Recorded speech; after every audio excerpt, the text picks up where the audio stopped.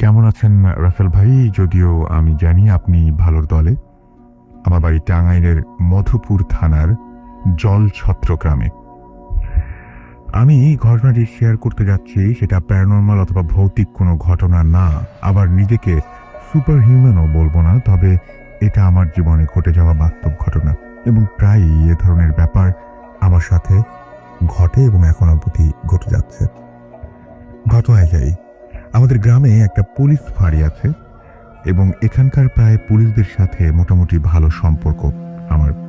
তেমনি ঘটনাচক্রে এক পুলিশের সাথে আমার পরিচয় হয় এবং একটু গভীরভাবেই হয়। তিনি আমাকে শ্বশুর বলে ডাকতেন, আমি জামাই বলে। সেই সুবাদে তার অনুরোধে তার দেশের বাড়ি যাই এবং দুইজনে একসাথেই যাই। তার বাড়ি জামালপুরের মাদারগঞ্জ থানার নলছিয়া গ্রামে।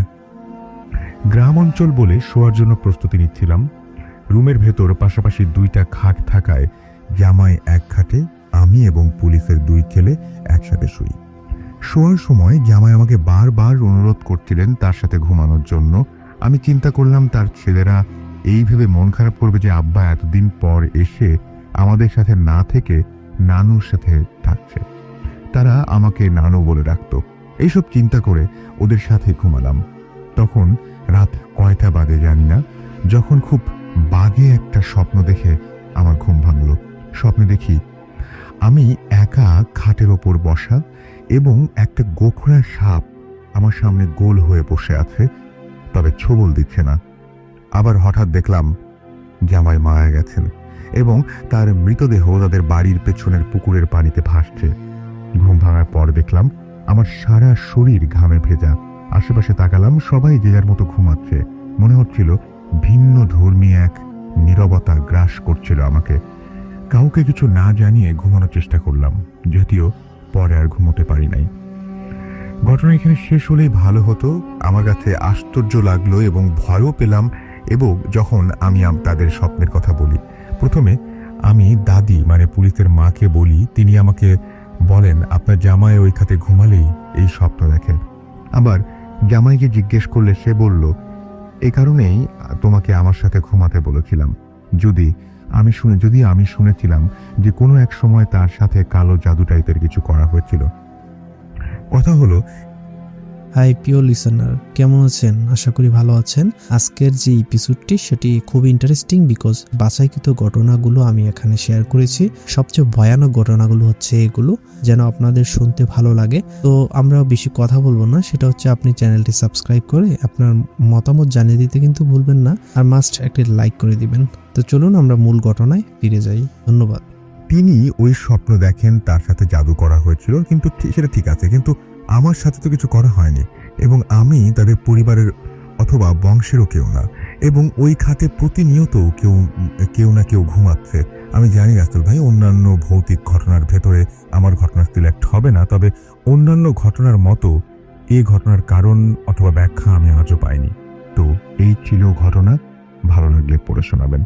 আমি পড়ে শোনালাম এবং আমার খুব অদ্ভুত লেগেছে একটা বিষয়। যদি আপনি চিন্তা করেন তাহলে আপনার কাছে অদ্ভুত লাগবে যে আপনি হঠাৎ করে মাঝরাতে যদি ঘুম ভেঙে ওঠেন এবং সত্যিই দেখেন যে আপনি বিছানায় বসে আছেন এবং আপনার ঠিক পায়ের কাছে কুণ্ডুলি পাকানো একটা সাপ, এবং সেটা গোখরা সাপ, তাহলে আপনার কেমন লাগবে? মানে এর চাইতে ভয়াবহ কিছু কিন্তু হতে পারে না। স্বপ্নের মধ্যে মাঝে মাঝে এমন কিছু ভয়াবহ ঘটনা ঘটে, আমাদের মধ্যে মনে হয় খুব এরকম মানুষ কম পাওয়া যাবে যিনি একদম মানে হাসি মুখে ভয়ের স্বপ্ন দেখতে রাজি। আর যদি থাকেন তবে অবশ্যই SMS করে জানাবেন। সেরকম সাহসিকতা থাকলে তো সেটা অবশ্যই প্রশংসার যোগ্য, আমরা প্রশংসা করব, কোনো সমস্যা নেই। বাট আমার মনে হয় না যে মানে কেউ এরকম পারতেন। বিশেষ করে আমি আরও কিছু ঘটনা আছে, কিছু কিছু স্বপ্ন সত্যি হয়ে যায়, কিছু কিছু মানুষের কিছু কিছু স্বপ্ন সত্যি হয়ে যায়। যাদের স্বপ্ন সত্যি হচ্ছে তারা তো মানে যদি খুব ভালো কিছু স্বপ্ন দেখেন তাহলে সেটাতে নিয়ে কোনো সমস্যা নেই।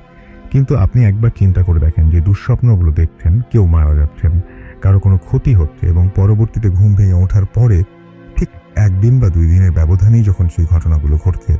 আপাতত আমরা সরাসরি ঘটনায় চলে যাব এবং আমাদের সাথে একজন অতিথি আছেন এই মুহূর্তে। আমরা তার কাছে তার জীবনের ঘটনা শুনবো। শুরুতেই জানতে চাইবো আপনার নাম, আপনার পরিচয়। হ্যালো লিসেনার, আমি আতিফুল ইসলাম, ব্র্যাক ভার্সিটি ট্রিপলিতে পড়ছি।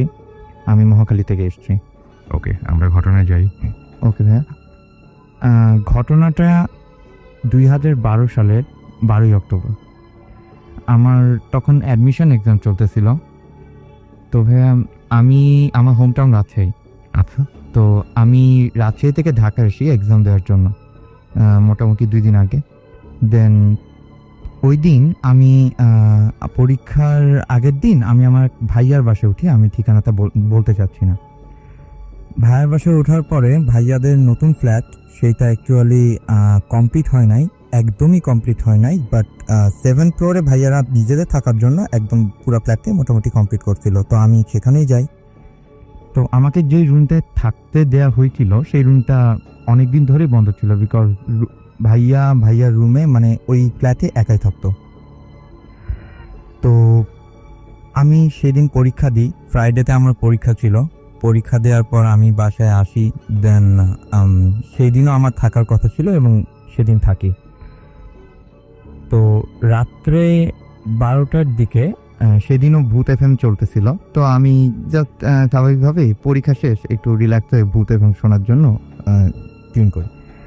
তো ভূত এফএম শুনতে শুনতে এক পর্যায়ে যখন ব্রেক হয়, দেন আমি মনে হলো যে হেডফোন কানে দেওয়ার পরেও আমি মনে হলো যে বাইরে কিছু একটা শুনতে পাচ্ছি, বাইরে কিছু একটা আওয়াজ টাইপের কিছু একটা হইতেছে। তো স্বাভাবিকভাবে আমি হেডফোন খোলার পর অনেকক্ষণ মিনিমাম 5 থেকে 6 মিনিট ওয়েট করার পর দেখি যে সামথিং ইজ রিয়েলি মানে রং। যা হচ্ছে তা মানে বাইরের দিকে একটা আওয়াজ।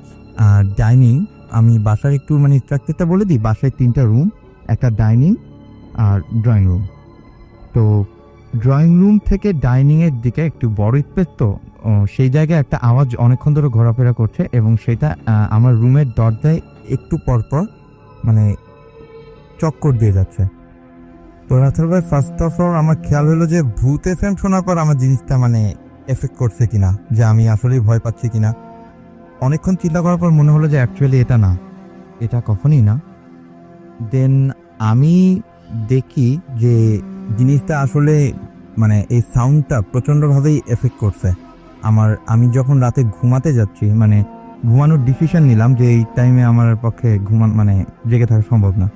বাট ওই টাইমে আমি যখন ঘুমাই তখন মানে প্রচণ্ড ঠান্ডা পড়ছিল, প্রচণ্ড শীত ছিল, কিন্তু আমি ওই শীতের ভেতরেই ঘামতে শুরু করি। আর আমি তখন ফ্যান ছেড়ে দিই। তো তারপরেও দেখি যে আওয়াজটা ভালোই মানে অনেক জোরে হচ্ছে। আর একটা শীষ বাজানোর আওয়াজ, খুব স্লোলি একটা শীষ বাজানোর আওয়াজ, যেটা মিনিমাম 5টা থেকে 6টা ভয়েসে একসাথে জিনিসটা এফেক্ট করছে। তো ফার্স্ট অফ অল আমার তখন মনে হলো যে একটা নির্বাচনের আওয়াজ। জি। আচ্ছা। তো আমার তখন মনে হলো যে এই টাইমে আমার ভয় পাওয়া ঠিক হবে না। আমি ভাবলাম যে এই টাইমে দোয়া দুরুদ, তখন আমার মাথায় কোনো কিছুই কাজ করতেছিল না। তো রাসেল ভাই আমায় আইপিএল করছি, তো অ্যাকচুয়ালি পুরোপুরি মুকুত্ব নাই। দেন আমি ডিসাইড করি যে জিনিসটা আমি রেকর্ড করব। আমি ফোন অন করি আর তারপরে আমি জিনিসটা বিছানার এক পাশে, যেখানে দরজা ছিল, যেই জায়গায় আওয়াজটা একদম ফাইনালি মানে আমার উপর একটা এফেক্ট ফেলছিল, ওই জায়গায় আমি রেখে দিই। রেখে দেওয়ার পরে বিছানার একদম শেষ মাথায় চলে আসি, যাতে আমার ফোনটা কোনোভাবে নড়াচড়া না করে, প্লাস হচ্ছে রেকর্ডটা যেন ঠিক মতো হয়। তো দেন আমি জিনিসটা রেকর্ড করি। আর আমি অনেকক্ষণ ধরে মানে তখন রীতিমতো ঘামতে থাকি। আর মানে তখন দেখেছি কিছুক্ষণের জন্য আর কি মানে সাউন্ডটা বন্ধ ছিল। তো আমি ভাবতেছি যে রেকর্ড করতে দিলাম, বাট সাউন্ডটা অফ হলো। জিনিসটা কেমন দেখে, জাস্ট 5 মিনিট ওয়েট করার পরে দেখতেছি যে জিনিসটা আওয়াজ করতেছে, কিছু একটা ছিল, সেটা ভালোই আওয়াজ করতেছে। তো অনেকক্ষণ ধরে জিনিসটা রাত্রেবেলায় মানে ইন শর্ট আমি যদি বলি, রাত্রে 1:30 থেকে 1:15 পর্যন্ত টানা 1 ঘন্টা রেকর্ড হয়। আর ওই টাইমের ভিতরে আমি কোনো এক সময় ঘুমায় যাই। দেন আমি আমার হোম টাউনে যাই রাজশাহীতে। দেন ওখানে অ্যাকচুয়ালি আমি পিসিতে আর কি সাউন্ড ক্লিপটা নিই, যে একটু চেক করব যে অ্যাকচুয়ালি কিছু রেকর্ড হইতে কিনা। তো অনেকক্ষণ ধরে আমি আর আমার মানে 1 ঘন্টার রেকর্ডিং হয়, মানে অনেকক্ষণ ধরে। তো আমি আমার ছোট ভাইকে বলি যে তুমি একটু মানে প্লিজ দেখো, মানে উইন্ডোজ মিডিয়া প্লেয়ারে মানে সাউন্ড ক্লিপে যদি মানে মাঝখানে যদি আওয়াজ হয় জিনিসটা ওঠানামা করবে। তো তুমি একটু দেখো যে জিনিসটা হয় কিনা। তো আমি অন্য রুমে যাই, 10 মিনিট পর ও আমাকে বলে যে ভাইয়া কিছু একটা আওয়াজ ধরতে। তো আমি যাই রুমে, দেন আমি বেস দিয়ে সাউন্ড ক্লিপটা মানে আরেকবার শুনতে ট্রাই করি। দেন দেখি যে একটা আওয়াজ সিজ বাজানো স্লোলি, জিনিসটা আওয়াজটা মানে আমি শুনতে পাইছি। দেন আমি ওকে বললাম যে তুমি জিনিসটা কন্টিনিউ করো, দেখো কতক্ষণ জিনিসটা শুনতে পাও। ও জিনিসটা শোনে, মানে অনেক ধৈর্য ধরেই শোনে। দেন হচ্ছে তারপরে আর কি আমি আর ও মিলে অনেকক্ষণ ধরেই টাইম মানে একদম অ্যাকিউরেট টাইম, কোন টাইমে আওয়াজটা হচ্ছে দেখা যায় যে মিনিমাম 15 থেকে 20 মিনিট পর পর ওই যে রেকর্ডিং ক্লিপটাতে আওয়াজটা হয়েছে একদম সেম টাইপের। দেন জিনিসটা আমি বলি আম্মুকে যে এরকম অ্যাকচুয়ালি হয়েছে আমার সাথে, আমি তো জিনিসটা রেকর্ড করছি। আম্মুকেও শোনে। তো মানে অ্যাকচুয়ালি আমি অনেকেই শুনেছি, ক্লোজ যারা রিলেটিভস তাদেরকে শুনেছি। তো তারা বললো যে অ্যাকচুয়ালি মানে খালি প্লেটে হয় যে মানে জিন ভূত, মানে ভূত বলবো না, আমি ভূতে বিশ্বাস করি না, জিনের কথাই বলি। জিনরা কি মানে তারা কি থাকার জন্য একটা প্লেস খোঁজে যেখানে মানুষ থাকবে না। তো তারা হয়তো সেই রুমটাকে বেছে নিয়েছিল। আমি হয়তো সেখানে একদিনের জন্য বা 2 দিনের জন্য থেকে তাদের হয়তো ডিস্টার্ব করছি, আমাকে ভয় দেখানোর জন্য জিনিসটা করা হয়েছে। ওকে, আমি অনেক লজিক খুঁজছি যে জিনিসটা অ্যাকচুয়ালি আসলে অন্য কিছু আওয়াজ কিনা। বাট আমি অডিও ক্লিপটা ইভেন কি গতকালকেও মানে এই জিনিসটা অনেক ঘাটাঘাটি করছি, স্পেকট্রাম ভিউ করছি সফটওয়্যারে নিয়ে। তারপরে সাউন্ড ক্লিপটা আমি গতকালকে রাতে 3-4 জায়গায় মানে যতগুলো ছিল মানে যে সব জায়গায় আমাকে শব্দটা করতে রেকর্ডিং ভিতরে আমি প্রত্যেকটাই মানে কাটতি এবং প্রত্যেকটারই মানে প্লে করে দেখছি, স্লো মোশনেও আমি ছেড়ে দেখছি। জিনিসটা মানে প্রচন্ড রকম হরেবল একদম। এই ছিল আমার ঘটনা। ওকে, আপনাকে অনেক ধন্যবাদ। আমরা একটা ঘটনার সামনে এবং আমি আপনাদেরকে বলছি যারা SMS করছেন, অনেকে SMS করছেন, দেখতে পাচ্ছি আকিব আমাদের SMS করছেন রাজশাহী থেকে। তিনি লিখেছেন আজকের ভূত FM জোস হবে, তিনি আশা করছেন যে ভূত FM জোস হবে। আমি সেটা আশা করছি ভূত FM জোস হবে। এখনো পর্যন্ত তেমন জমজমাট হয়ে ওঠেনি, আর কিছু মধ্যে জমে যাবে ইনশাল্লাহ। এবং যারা লিখছেন তাদেরকে বলি যে হ্যাঁ, শুধুমাত্র আপনার পজিটিভ মন্তব্য করলে আপনার SMS পড়া হবে এরকম কোনো কারণ নাই। আমরা কিন্তু নেগেটিভ মন্তব্যগুলো পড়ি এবং ঠিক সমান গুরুত্ব দিয়ে পড়ি। সুতরাং আমরা যেটা চাচ্ছি সেটা হচ্ছে আপনাদের একদম যে মতামতটা একদম মানে একদম যেই মতামতটা সঠিক সেটা আপনি দিবেন, মানে আপনার যেটা ইচ্ছা সেটা আপনি বলবেন। আমাদেরকে হিয়া SMS করছেন, হিয়া অনার সুইটি ময়মনসিং থেকে যারা SMS করেছেন। এছাড়া আমাদেরকে SMS করেছেন মিল্টন নরসিংদী দাসপাড়া থেকে, এবং আমাদেরকে SMS করেছেন দেখতে পাচ্ছি ডার্ক টোল টাঙ্গাইল থেকে। সুজন আমাদের SMS করেছেন আমাদেরকে সুমন জ্যাকসন। এছাড়া আমাদের SMS করেছেন দেখতে পাচ্ছি খায়রুল ইসলাম। শিবলু আমাদের SMS করেছেন রাজশাহী থেকে, এবং আমাদেরকে SMS করেছেন আলামিন হোসেন সাগর। এছাড়াও দেরওয়ার আমাদের SMS করেছেন আমাদেরকে অনেক আমাদেরকে SMS করছেন এবং তিনি লিখেছেন যে আমার ভয় করছে না। আচ্ছা, দেখা যাক ভয় আপনাকে ভয় দিতে পারি কিনা। আমাদেরকে SMS করেছেন শিপাত রেহান। এছাড়া আমাদের SMS করেছেন রাসেল। এছাড়াও SMS করেছেন আমাদেরকে হেদায়ত ময়মনসিং থেকে। এছাড়াও আমাদের SMS করেছেন রাব্বি ঝিনাইদাহ থেকে। আমাদেরকে SMS করেছেন অনেক নেত্রকোনা থেকে, প্রান্ত রাজশাহী থেকে। আপনি যদি SMS করতে চান তাহলে মোবাইলের মেসেজ অপশনে গিয়ে টাইপ করুন ফুর্তি FORTI ফুর্তি স্পেস লিখুন আপনার নাম, পেজ দিয়ে আপনার মেসেজ পাঠিয়ে দিন 9840 নাম্বারে। আমরা চলে যাব আরও একটি ঘটনায়, এবং এই মুহূর্তে আমার কাছে যে ঘটনাটি রয়েছে সেটিও একজন পাঠিয়েছেন। আমি তার ঘটনাটি ঠিক তার মতো করে পড়ে শোনাচ্ছি, আশা করছি আপনাদের ভালো লাগবে। ঘটনাটি আমাদের লিখেছেন তিনি যেভাবে লিখছেন সেভাবে আমি পড়ছি। আমার ঘটনা ভালো লাগলে পড়ে শোনাবেন। কেমন আছেন বলবো না, কারণ আমি জানি আপনি সবসময় ভালোর দলে এবং চাই আপনি সবসময় ভালো থাকেন এবং আমাদের নতুন নতুন ঘটনা সংগ্রহ করে উপহার দেবেন। আমার ছদ্মনাম গোলাম, আমার নাম প্রকাশ করা যাবে না। আসল নামটা তিনি আমাদের লিখেছেন ব্যাগেরে, কিন্তু সেটা আমরা পড়তে পারছি না নিষেধ থাকার কারণে তার। এবং তিনি বলছেন আমি খুলনা খালিশপুরে এক সময় থাকতাম, তবে অনেক বছর থেকে ঢাকায় বসবাস করে আসছি। খালিশপুরে বাসা ছিল হাউজিং স্টেটে এবং আমার কয়েকটি ঘটনা আছে, তার মধ্যে আজ প্রথম ঘটনা পাঠাচ্ছি। আমি তখন 7ম শ্রেণীতে পড়ি। আমাদের বাসার আশেপাশে অনেক বিহারি লোকজন থাকতো। আমার খেলার সাথী বলতে কিছু বাঙালি আর বেশিরভাগ বিহারি ছেলেমেয়েরা। আমাদের বাসার ঠিক 3 বাসা আগে একজন বাঙালি ভদ্রলোক বিহারীদের ওই বাড়িটি কিনেছিলেন। নতুন এই মালিকের নাম রাব্বানি। যেহেতু বাড়িটা অনেক পুরাতন, তাই তিনি বাড়িতে ওঠার আগে বাড়িতে টুকটাক মেরামত ও কালারের কাজ করানোর জন্য মিস্ত্রি এবং লোকজন নিয়ে আসলেন। বাড়িটা খালি এবং মিস্ত্রি সহ লোকজন কাজ করছে। আমরা খেলতে খেলতে ওই বাসায় ঢুকি এবং বাড়ির নতুন মালিক মিস্ত্রিদের বলছে বাড়ির ছাদে এবং বাড়ির এক কোণাতে একটি টয়লেট আছে, যার ছাদে কিছু ছোট ছোট বট গাছের মতো আছে, সেগুলো সব কেটে পরিষ্কার করতে। মিস্ত্রিরা সকল দিকের আগাছা ও গাছগুলো কেটে পরিষ্কার করছে, শুধু টয়লেটের ছাদেরগুলো বাদে। দুদিন পরে এসে মালিক আবার বলছে কেন ওইটা বাদ রাখলা। তখন প্রধান মিস্ত্রি বলছেন যে স্যার, আমি স্বপ্নে দেখেছি ওই গাছ কাটলে ভালো হবে না। এক পর্যায়ে মিস্ত্রিরা কাজ ছেড়ে দিয়ে চলে গেল, আর রাব্বানি সাহেব বলেন আমি নিজেই কাটবো। তিনি এই বাড়ি কেনার 2 মাস আগে বিয়ে করেন। বাসায় ফিরে যখন তার ওয়াইফকে তিনি সবকিছু বলেন, বাসায় ফিরে তিনি তখন সে কিছু বলেনি। সেও নাকি তার পরের দিন স্বপ্নে দেখেছে যে ওই গাছটা কাটলে তার স্বামী মারা যাবে, অর্থাৎ ওয়াইফের কথা বলছেন উনি। সকালে তার স্বামীকে সবকিছু খুলে বলে সে, এবং যাকে স্বপ্নে দেখেছে তার স্বামী বলেন যে আমি সমস্ত কুসংস্কার বিশ্বাস করি না।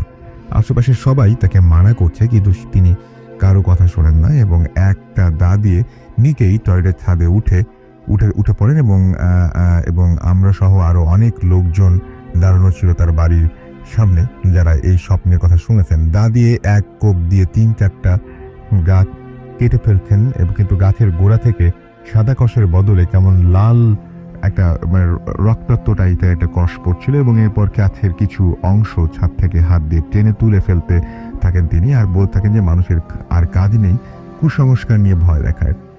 এরপর আমরা সবাই বাসায় চলে যাই, কিন্তু ওই দিন রাতেই আনুমানিক রাত 10টা তার প্রচন্ড জ্বর হয় এবং ধরে ফজরের আজানের সময় আজান শেষ হয়, আর তখনই তিনি মারা যান।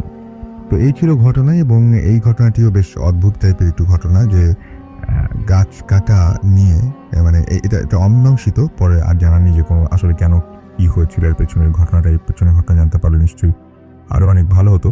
হাই প্রিয় লিসেনার, কেমন আছেন? আশা করি ভালো আছেন। আজকের যে এপিসোডটি সেটি খুব ইন্টারেস্টিং, বিকজ বাছাইকৃত ঘটনাগুলো আমি এখানে শেয়ার করেছি।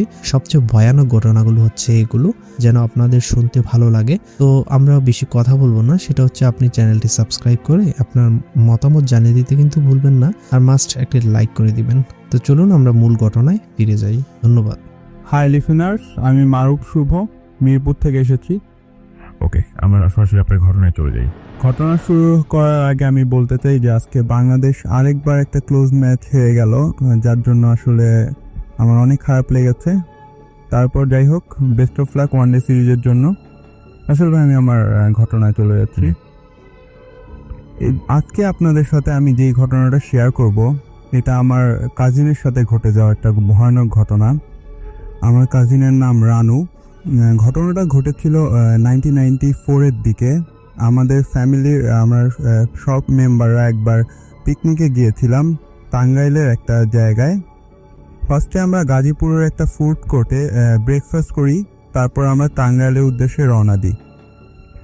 তারপর আমরা সেখানে গিয়ে আমরা লাঞ্চ করি একটা কটেজের সামনে, আর কটেজটা ছিল জঙ্গলের টাইপের একটা জায়গায়। সেই কটেজের যে দায়িত্বে ছিল একজন ভদ্রলোক, সে বারবার করে আমাদেরকে বলছিল যে এখানে আপনারা বেশিক্ষণ স্টে করেন না, কারণ সন্ধ্যার পরে এখানে কেউ আসে না। আরেকটা কথা বলে রাখি রাসেল ভাই, ওই কটেজের ভিতরে যারা প্রবেশ করেছিল, আমার এই কাজিনটাই ছিল আনম্যারিড। তারপর তারা ওই কটেজের ভিতরে যায় এবং অনেক পিকচার তোলে, আর অনেকক্ষণ ভিতরে ছিল। আর ওই লোকটা বলছিল যে আপনারা এখানে থেকেন না, আর ভিতরের দিকে যেন না। তারপর তারা ওখান থেকে চলে আসে, আমরা ঢাকায় ব্যাক করি।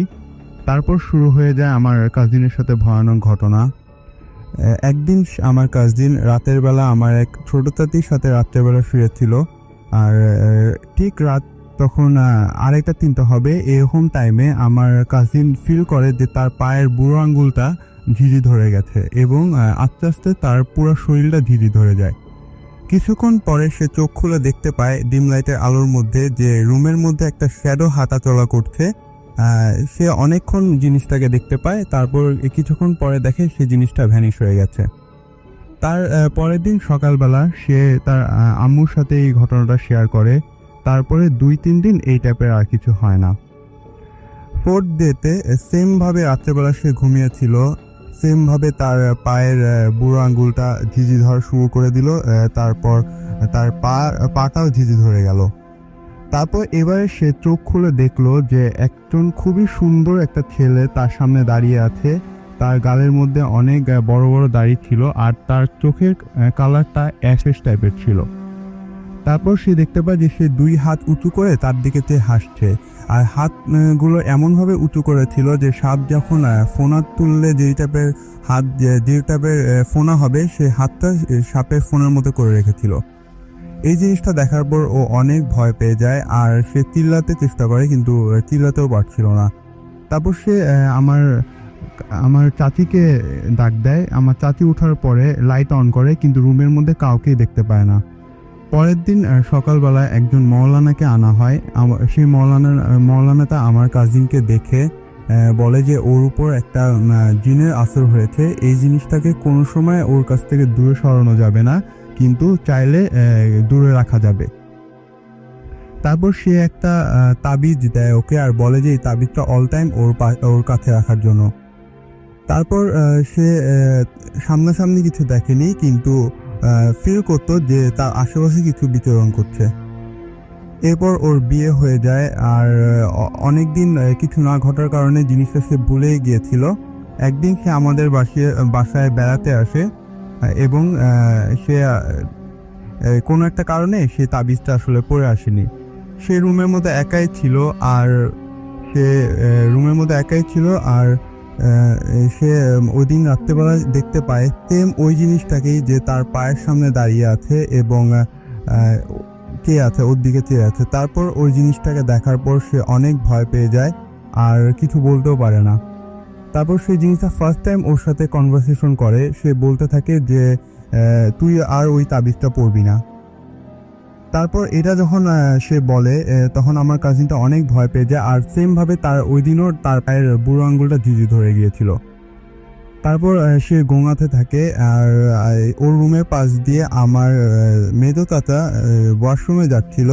তারপর তার সেই অদ্ভুত গোঙানির আওয়াজটা পাওয়ার পর গেট নক করে, কিন্তু অনেকক্ষণ নক করার পরও যখন সে গেট খুলছিল না, তারপর সে গেটটা ভেঙে ভিতরে ঢোকে এবং দেখতে পায় আমার কাজিনটা বড় বড় চোখ করে তার দিকে তাকিয়ে আছে। তারপর পরের দিন সকালবেলা ওই মৌলানাকে আবার আনা হয়, কিন্তু উনি একটা কাজে ব্যস্ত ছিল, পরের দিন আসতে পারেনি, একদিন পরে আসে। তারপর সে আরেকটা ওকে বলে যে এই তাবিজটা ওর সাথে রাখতে হবে, না হলে এই জিনিসটা ওকে ডিস্টার্ব করবে। তারপর সে তাবিজটা সবসময় ওর কাছে রাখে এবং এখনো পর্যন্ত সে ওই তাবিজটি ইউজ করে এবং মানে এখন কিছু দেখে না, কিন্তু ও ফিল করে যে ওর আশেপাশে কিছু একটা বিচরণ করছে। এই ছিল আমার ঘটনা। Thank you very much. অনেক ধন্যবাদ আপনাকে। আমরা চলে যাব আমাদের পরবর্তী অতিথির কাছে, তবে তার আগে আমাদের কাছে আরও একটা ঘটনা রয়েছে এবং সেই ঘটনাটা আমরা পড়তে চাই। এবং আমি দেখতে পাচ্ছি যে এই ঘটনাটিও আমাদের একজন লিসেনার পাঠিয়েছেন এবং তিনি এই মুহূর্তে আমাদের এখানে উপস্থিত নেই।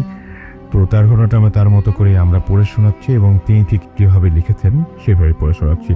জানি না কেমন লাগবে, তবে আমি আজকে মেল পড়ার একটু বেশি চেষ্টা করছি। উনি যেভাবে লিখেছেন সেভাবে পড়ছি। আসসালামু আলাইকুম রাখাল ভাইয়া, আশা করি আপনি ভালো আছেন। আমি অনি ফেনীতে থাকি এবং স্টুডিওতে এসে ঘটনাটি শেয়ার করা সম্ভব হয়নি, তাই আপনাকে পাঠিয়ে দিলাম। আমার জীবনের সব থেকে প্যারানর্মাল ঘটনাটি ঘটে যায় 8 ফেব্রুয়ারি 2014। বাংলাদেশ শ্রীলঙ্কার ম্যাচটি দেখে সন্ধ্যার দিকে ঘুমিয়ে পড়ি তাড়াতাড়ি।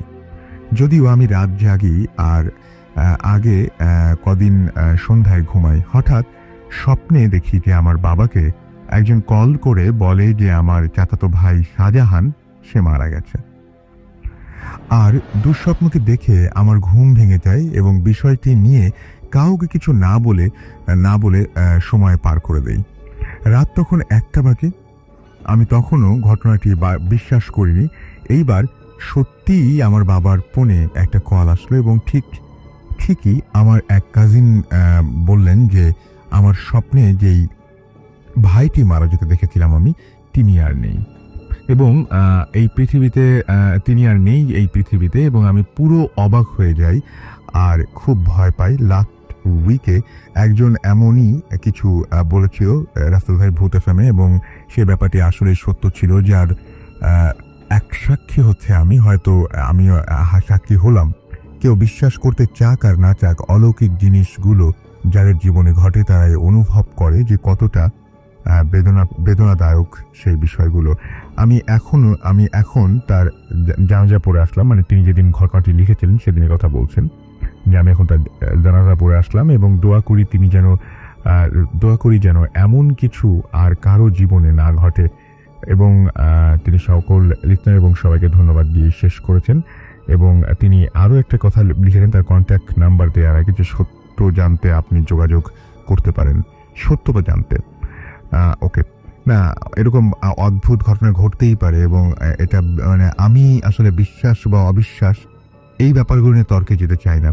তবে আমি একটা জিনিস বিশ্বাস করি যে যখন এরকম নেগেটিভ কোনো স্বপ্ন আপনি দেখছেন যে মানুষ মারা যাচ্ছে বা কোনো একটা এরকম নেগেটিভ কিছু ঘটছে, তখন সেটা যে কতটা কষ্টদায়ক হতে পারে, সেটা যে কতটা বেদনাদায়ক হতে পারে, সেটা তো অবশ্যই বুঝতে পারছি। এবং এই ধরনের স্বপ্ন আমি শুরুতেই বলছিলাম যে এই ধরনের স্বপ্ন কেউ দেখতে চায় না। কেউ কখনোই নিশ্চয়ই চান না যে আপনি যে স্বপ্ন দেখছেন আপনার এবং সেই স্বপ্নটা যদি আপনার পরম শত্রুও মনে করেন কাউকে, তার জীবনে যদি সত্যি ঘটে যায়, তাহলে আপনি কোনো না কোনোভাবে কেমন যেন মানে আপনার ভালো লাগার কথা না আর কি। তো আমরা চাই না যে এরকম ঘটনা ঘটুক। আর একটা ছোট্ট মেইল আছে, সেই মেইলটা আমি একসাথে পড়ে ফেলতে চাই, এটা অবশ্য অন্য প্রসঙ্গে, কিন্তু আমি পড়ে ফেলতে চাচ্ছি। লিখেছেন একজন যে, হ্যালো রাসেল ভাইয়া, great job, I just love Bhoot FM like crazy, keep it up, thanks. এবং তিনি লিখেন, please read my email because আমি তো ভাই SMS বা টেক্সট করতে পারি না, কারণ আমি USA-তে আছি, তাই দিলাম। মিলন ফ্রম নিউ ইয়র্ক। তো নিউ ইয়র্ক থেকে মিলন এই টেক্সট তো না, এটা ইমেলই বলবো, নিউ ইয়র্ক থেকে করেছেন, এবং নিউ ইয়র্ক থেকে এত দূর থেকে আমাদের সঙ্গে আছেন তিনি, এবং আমাদের সাথে রেগুলার যে জয়েন করেন, এই জন্য আপনাকে অনেক অনেক অনেক অনেক অনেক অনেক ধন্যবাদ। এবং বাংলাদেশে আসলে অবশ্যই যোগাযোগ করবেন, সরাসরি স্টুডিওতে চলে আসবেন কোনো সংকোচ না করে। যাই হোক, উদয় আমাদের SMS করেছেন সিটি ইউনিভার্সিটি হল থেকে, এবং তিনি বলছেন যে গত এপিসোডটা আমার শোনা বেস্ট এপিসোড ছিল, প্লিজ রিড মাই SMS। আমি পড়ে ফেললাম আপনার SMS। পারিহা আমাদের SMS করেছেন, এবং তিনি বলছেন যে ওই ফার্স্ট গেস্টের যে অডিও ক্লিপটা সেটা শোনানো যাবে কিনা। উনি অলরেডি সেই অডিওটা নিয়ে এসছেন, আমি জানি না যে সেটা শোনানোর প্রয়োজন আছে কিনা, তবে আপনারা যদি আসলে বলেন তাহলে আমরা চেষ্টা করে দেখতে পারি। এবং আমাদেরকে মান্নার বলছেন যে লাস্ট গল্পটা তার কাছে ভালো লেগেছে। পূর্তি হেলাল আমাদের SMS করেছেন, হেলাল হেনা সিলেট থেকে। এছাড়া মান্না আমাদের মানত SMS-টা আমরা পড়লাম। প্রান্ত আমাদের বাসাবো থেকে SMS করেছেন রাজু আমাদেরকে। এছাড়াও SMS করেছেন আমাদেরকে ফারিহা, SMS করেছেন নকশি, তন্নি, আনিশা, তুতি, শৈলী, তারপরে মেরিন, রূপন্তী, উপমা, উর্মি, রিদি, তৈশী, লামিয়া, ও বাবা অনেক নাম আর পড়তে পারলাম না। আমাদের এছাড়া SMS করেছেন কামরুল, এবং তিনি তার ওয়াইফ ফাহমিদা, তা একসাথে ভূত এসব শুনছেন, আমাদেরকে SMS করেছেন দেখতে পাচ্ছি। এছাড়াও সন্ধি খুলনা থেকে SMS করেছেন আমাদেরকে। আমির SMS করেছেন জিহাদ মানিক নগর থেকে, এবং আমাদেরকে SMS করেছেন রাহিব। এছাড়াও আমাদেরকে ওয়ার্দা SMS করেছেন আবির ধানমল্লি থেকে। রোমিও আমাদের SMS করেছেন খুলনা থেকে। এছাড়াও সুব্রত আমাদের ময়মনসিংহ থেকে SMS করেছেন। এছাড়াও আরো অনেকেই। আপনি যদি SMS করতে চান তাহলে মোবাইলের মেসেজ অপশনে গিয়ে টাইপ করুন ফুর্তি, FOORTI ফুর্তি, পেজ দিয়ে লিখুন আপনার নাম, স্পেস দিয়ে আপনার মেসেজ পাঠিয়ে দিন 9840 নাম্বারে। আমাদের যদি ইমেইল করে ঘটনা পাঠাতে চান তাহলে আমাদের ইমেল অ্যাড্রেস কি হচ্ছে bhootfm@radiofurti.fm, which is BHWTFM @radiofurti.fm, RADIOFOORTI.fm। আপনার নাম, ঠিকানা এবং ফোন নাম্বার সহ আপনার জীবনের সেরা ঘটনাটি পাঠিয়ে দিতে হবে। অনেকে নাম লিখেন না, প্লিজ নামটা একটু লিখবেন। আর অনেকেই আসতে চান স্টুডিওতে, কিন্তু মাঝে মাঝে হয়তো দেখা যায় যে ফোন নাম্বার দিতে ভুলে গেছেন, এবং পরবর্তীতে কোনো একটা সময় হয়তো ফোন নাম্বারটা দিচ্ছেন। তো আমার মনে হয় যে সঙ্গে সঙ্গে ফোন নাম্বারটা দিয়ে দিলে ভালো হয়, কারণ পরবর্তী মেইলে যখন আপনি আলাদাভাবে গল্প ছাড়া ফোন নাম্বারটি পাঠাচ্ছেন তখন আসলে ঠিক আইডেন্টিফাই করা যায় না যে আপনি কে বা আপনার কোন ঘটনাটি। তো একসঙ্গে ফোন নাম্বার এবং ঘটনা পাঠালে সবচাইতে আমাদের জন্য সুবিধা হয়। আমরা আর কথা না বাড়িয়ে এখন আপাতত ঘটনায় যাই। আমাদের সাথে আমাদের প্রথম অতিথি যিনি ঘটনা শেয়ার করেছিলেন তার আরও একটা ঘটনা আমরা শুনে আসবো তার কাছ থেকে। আপনার নামটা বলে প্লিজ আবার ঘটনাটা শুরু করুন। ওয়ান্স অ্যাগেন থ্যাংক রাতুল ভাই আমাকে আরেকবার সুযোগ করে দেওয়ার জন্য। আমি আতিক, ব্যাকভার্সিটি ট্রিপলি ডিপার্টমেন্টে পড়তেছি। আমি সরাসরি ঘটনায় চলে যাই। ঘটনাটা আমার খালার কাছ থেকে শোনা। আমার খালারা 4 বোন, তার মধ্যে মানে আমার আমুরা 4 বোন, তার মধ্যে 3 জনই রাতেই হেলেনাবাদ স্কুলে পড়তেন। তো হেলেনাবাদ স্কুলের একটু যদি লোকেশনটা বলি, এটার পাশেই ঠিক মহিষবাতান গোরস্থান, এটা আছে সবাই চেনে। তো অনেক আগের যেহেতু ঘটনা, সো তখন আর কি ওই এলাকায় খুব একটা বাড়িঘর ছিল না। তো মহিষবাথান গোরস্থান থেকে অলমোস্ট হেলেনাবাদ স্কুলের মধ্যে যে ডিস্টেন্সে, ওইখানে বাড়িঘর খুব কমই ছিল, জাস্ট একটা 3তলা বাসা ছিল, যেটা এখন মোটামুটি ওখানে কিছুটা হলেও বাসা হচ্ছে।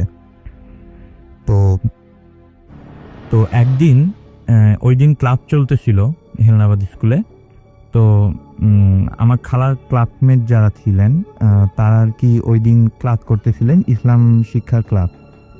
তো ওই টাইমে স্টুডেন্টরা আর কি মানে বাইরে থেকে, মানে টিচার পড়াইতেছিল, বাট বাইরে থেকে খেয়াল করে যে একটা 3তলা বাসা যেটা একদমই গোরস্থানের পাশে, ওইটার ছাদ বেয়ে কতগুলো চুল, প্রথমে একগুচ্ছ, তারপরে অনেকখানি, জাস্ট পুরা বিল্ডিংটাকে মানে ওই আলোর মধ্যেই, ওই রোদের মধ্যেই হঠাৎ করে দেখে যে বিল্ডিংটার মানে অর্ধেক অংশই ওই চুলে মানে একদম মানে গোটাটা ছেয়ে ফেলছে।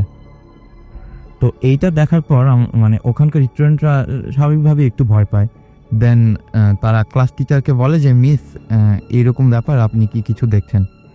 তো মিস আর কি জিনিসটা খেয়াল করে, বাট স্টুডেন্টরা যাতে ভয় না পায় সেই জন্য আর কি তাদেরকে একটু আশ্বস্ত করে আর বলে যে তোমরা জাস্ট একটু দোয়া করো, বিকজ কিছু একটা হয়তো ভয় দেখানোর চেষ্টা করছে, তোমরা জাস্ট দোয়া করো, আমিও দোয়া করি। তো তারা কিছুক্ষণ দোয়া করে, আর কিছুক্ষণ পরে একটু টাইম নিয়ে সেই জিনিসটা আবার সেমভাবে যেভাবে ব্যাক করছিল, মানে এসছিল সেইভাবেই সেটা ব্যাক করে। মানে আপনি যেটা বলছেন যে অনেক লম্বা চুল ছিল এবং এটা কোনো মানুষের চুল হওয়ার সম্ভাবনা নয়, অসম্ভব ব্যাপার। এবং আমার তো মনে হয় যেহেতু আপনি বলছেন যে আপনার কার কাছ থেকে শুনেছেন, এটা খালা থেকে শুনেছেন, তো তারা যখন ওই ঘটনাটা যেহেতু অনেক আগের, আমার ধারণা যে অনেকেই ওই এলাকায় হয়তো এই ঘটনা জানেন। আমার ক্লাসমেটের অনেক মানে যাদের মানে আত্মীয় আছে রাজশাহীতে, তাদের অনেকেরই আম্মু আর কি হেলেনাবাদ স্কুলে পড়তো। তো সেই পুরানো আমলের স্টোরি আর কি তারা কি অনেকেই জানে। আরেকটা স্টোরি মনে হয় আপনার আছে, সেটাও শুনে ফেলি আমরা। রাতের ভাই, ওই গার্ডের ঘটনাটা বলবো? আপনি বলেন, শুনি। জি, হেলেনাবাদ স্কুলের গার্ড তখন আমার খালারও পড়তো স্বাভাবিকভাবেই। তো সেদিন হেলেনাবাদ স্কুলের ছুটি হয় স্বাভাবিকভাবেই বিকাল 4টায়। তো বিকাল 4টার সময় ছুটি হওয়ার পরে স্বাভাবিকভাবে আমি উনার বর্ণনাটা দিই, উনি একটু স্বাস্থ্যবান ছিলেন আর মানে খুব সাহসী ছিলেন আর কি, আগের যুগের মানুষ হিসাবে অনেক মানে স্বাস্থ্যবান ছিলেন।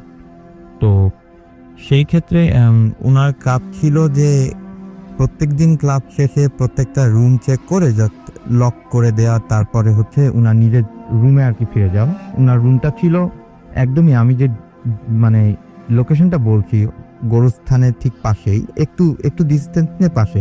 তো ঠিক সেই জায়গায় আর কি গাছগাছালির মাঝেই আর কি উনার বাসাটা আর কি ছিল। এটা উনার জন্যই বরাদ্দ ছিল, সরকারি যেহেতু, উনার থাকার জন্য। তো এইরকম হয় যে উনি তার মানে প্রত্যেকটা লক ফেলতে মানে লক করতে চাবিটা একটা জায়গায় একটা রুমে ফেলে দেয়। চাবিটা একটা রুমে রেখে দিয়ে আসে, সেটা ছিল বায়োলজি প্র্যাকটিক্যাল রুম। তো তিনি রুমে লক করে দেয়। দেন রাতের দিকে তিনি যখন মেইন বিল্ডিংয়ের মানে লকটা করবেন, ঠিক সেই মুহূর্তে তার মনে হয় যে তার কাছে চাবিটা নেই। এখন তার কাছে চাবিটা নেই, তিনি চাবিটা খোঁজার জন্য ডুপ্লিকেট চাবি কালেক্ট করেন। ওনার কাছে ডুপ্লিকেট চাবি ছিল। দেন প্রত্যেকটা রুমে আর কি যায়, এখন তার কাছে কোনো চাবি নেই। তো সেই মুহূর্তে উনি যে দেখেন যে রুমের লক, একটা রুমের লক খোলা, সেটা ছিল বায়োলজি প্র্যাকটিক্যাল রুমটাকে। তো ওই রুমের অ্যাকচুয়ালি উনি ভাবছিল যে আমি তো প্রত্যেকটা রুমের লক করছি, কিন্তু এই রুমটা কেন খোলা। তিনি সেখানে ঢোকেন এবং ঢোকার পরে স্বাভাবিকভাবেই এদিক ওদিকে চেক করার জন্য চাবি আছে কি নাই, ওনার ওই রুমটার প্রতি একটু মানে আকর্ষণ বেশি হয়। বিকজ মানে হ্যাঁ, উনি মানে বেশ একটু উৎসুক হয়ে যান, কিউরিয়াস হয়ে যান যে কি ব্যাপার। জি, আর এত রাতে তার অনেক সাহস, সুতরাং তার ভয় পাওয়ার কোনো কারণও না। তো ওই মুহূর্তে আর কি তিনি খেয়াল করেন যে রুমের ভেতর থেকে একটা আওয়াজ হচ্ছে, যে কেউ ওনাকে সালাম দিয়েছে একদম ক্লিয়ার স্পষ্টভাবে যে আসসালামু আলাইকুম দারোয়ান ভাই, এইভাবে। তো উনি জাস্ট খেয়াল করে যে একটা জায়গা থেকে একটা স্ট্র্যাডোর ভেতর থেকে একটা আওয়াজ হচ্ছে। এভাবে উনি বলেন যে ওয়ালাইকুম আসসালাম।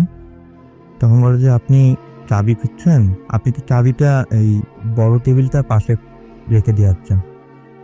তখন বলে যে ও আচ্ছা, দিয়ে তারপরে দেন উনি ওখানে যায়, যে চাবিটা কালেক্ট করে যখন বাইরে যায় তখন উনি শ্যাডোটার একটা স্পষ্ট ক্লিয়ার একটা ভিউ দেখতে পান। সেটা দেখার পর উনি আর কি দরজার বাইরেই একটু দূরে গিয়ে আর কি ওখানে যে অজ্ঞান হয়ে পড়ে যান। পরের দিন যখন স্টুডেন্টরা এসে আর কি ক্লাসে যাওয়ার জন্য জড়ো হয়, বাট তারা আর কি ঢুকতে পারে না, তখন টিচাররা স্বাভাবিকভাবে প্রথমে আসেন।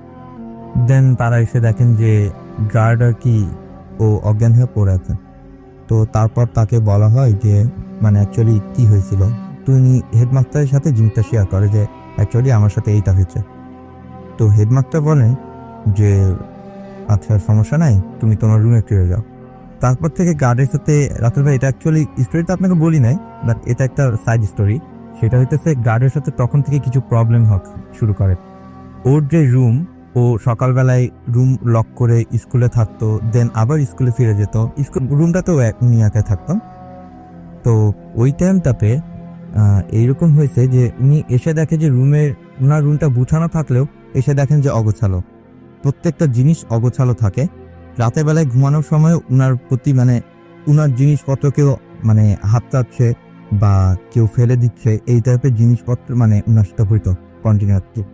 তো উনি জিনিসটার সাথে এতটাই মানে বিরক্ত হয়ে যান এবং ভয় পান যে লাস্টে তিনি হেডমাস্টারকে বলেন যে স্যার আমি আর এখানে চাকরি করতে পারবো না। হেডমাস্টার বলেন যে কেন? স্যার আমার সাথে এইসব হয়েছে। তো বলে যে এসব হয় নাকি, স্যার আর কি বিশ্বাস করে না। তো হেডমাস্টার বলে আর কি আচ্ছা সমস্যা নেই, আমি আর কি জিনিসটা ম্যানেজ করব। তো আর কি উনি আর কি হেডমাস্টার আরেকজনকে আর কি বলেন যে তুমি ওই রুমটাতে থাকো, একদিনের জন্য কি রুমটা এক্সচেঞ্জ করতে বলে। তো ওই রুমে যে থাকে তার ক্ষেত্রেও একটা জিনিস হয়। তখন হেডমাস্টার কি বুঝতে পারে যে অ্যাকচুয়ালি সামথিং ইজ রং। তো সেই ক্ষেত্রে হেডমাস্টার আর কি বলেন যে তোমাকে আমি অন্য জায়গায় শিফট করে দিচ্ছি, তুমি আর এখানে থেকো না। আর ওই জায়গায় যে বাসাটা ছিল ওদের নামে থাকার জন্য, ওইটা আর কি পরে ভেঙে ফেলাম। এই তো ছিল হ্যাঁ। আপনাকে অনেক ধন্যবাদ। করতে চাচ্ছি জি আরেকবার বলেন। এটা বলছে আমার যে সাউন্ড ক্লিপটা নিয়ে আমি কথা বলতেছিলাম। জি প্লিজ বলেন। সেটা হচ্ছে মানে অ্যাকচুয়ালি তো প্লে করা যাচ্ছে না এই মুহূর্তে, বাট এটা আমার কাছে আছে ফার্স্ট অফ অল। আর এটা যার সাথে হয় সেই বোঝে যে সেই টাইমে তার সাথে অ্যাকচুয়ালি কি হচ্ছে। আর অনেক সাহস থাকার পরেও আমি জিনিসটা রেকর্ড করতে পারছি, বাট সেদিন সামথিং কিছু একটা আমার সাথে হয়ে যেতে পারতো। এটা মানুষের সাথে হয়, বিকজ আমি ভূতে বিশ্বাস করি না, আমি প্রথমে বলছি, বাট জিন বলে তো কিছু একটা আছে, এটা খারাপ জিনও আছে ভালো জিনও আছে। তো সেক্ষেত্রে ভাই আমি সবাইকে বলবো যে আমরা সত্য মিথ্যায় না যেয়ে শুধুমাত্র ঘটনায় যাই আর জিনিসটা বিশ্বাস করার চেষ্টা করি। Thank you so much, thank you. আমরা এতক্ষণ ধরে শুনলাম ঘটনা বেশ কয়েকটা, এবং এই ঘটনাগুলো একদম পুরোপুরি মানে খুব কাছের মানুষের কাছ থেকে শোনা। সুতরাং আপনি একদম যদি হেসে উড়িয়ে দেন বা বিশ্বাস না করেন তাহলে আসলেই মানে সেরকম ব্যাপারটা এতটা সহজ না। যাই হোক, আমাদের এসএমএস করেছেন অনেকেই, এবং আমি দেখতে পাচ্ছি যে আমাদেরকে এসএমএস করেছেন। আচ্ছা লাস্ট স্টোরিটা না ছিল, বাট নামটা কিছু লেখেননি। সাজাদ আমাদেরকে ভেড়ামারা কুষ্টিয়া থেকে লিখেছেন যে first SMS please read, but SMS এর এইটুকুই আছে, কি পড়বো, পড়ার জিনিসটা কোথায়। রিপাদ আমাদের চট্টগ্রাম থেকে লিখেছেন যে ভাই প্লিজ অডিও ক্লিপটা প্লে করেন। আচ্ছা, আমরা ট্রাই করছি প্লে করা যায় কিনা। আমাদেরকে লিখেছেন সিয়াম, এছাড়াও শিপন আমাদের SMS করেছেন এবং তিনি বলছেন যেটা ফার্স্ট SMS তার। পনা আমাদের SMS করেছেন এবং আমাদেরকে SMS করেছেন দেখতে পাচ্ছি। এছাড়াও জোভান আহসান এবং এছাড়াও আমাদের MD রিপন SMS করেছেন। আমি এই মাঝখানে একটু SMS এর নিয়মটা বলে দিই। আমাদের যদি মোবাইলে SMS আপনি যদি আমাদেরকে SMS করতে চান তাহলে মোবাইলের মেসেজ অপশনে গিয়ে টাইপ করুন ফুর্তি, FORTI ফুর্তি, স্পেস দিয়ে লিখুন আপনার নাম, স্পেস দিয়ে আপনার মেসেজ পাঠিয়ে দিন 9840 নাম্বারে। ইমেইলের ব্যাপারটাও আরও একবার বলতে চাই, কারণ এটা সবচেয়ে বেশি জরুরি। তো ইমেইল যদি করতে চান তাহলে আমাদের ইমেল অ্যাড্রেস হচ্ছে bhutfm@radiofurti.fm, which is BATWTFM@radioFORTI.fm।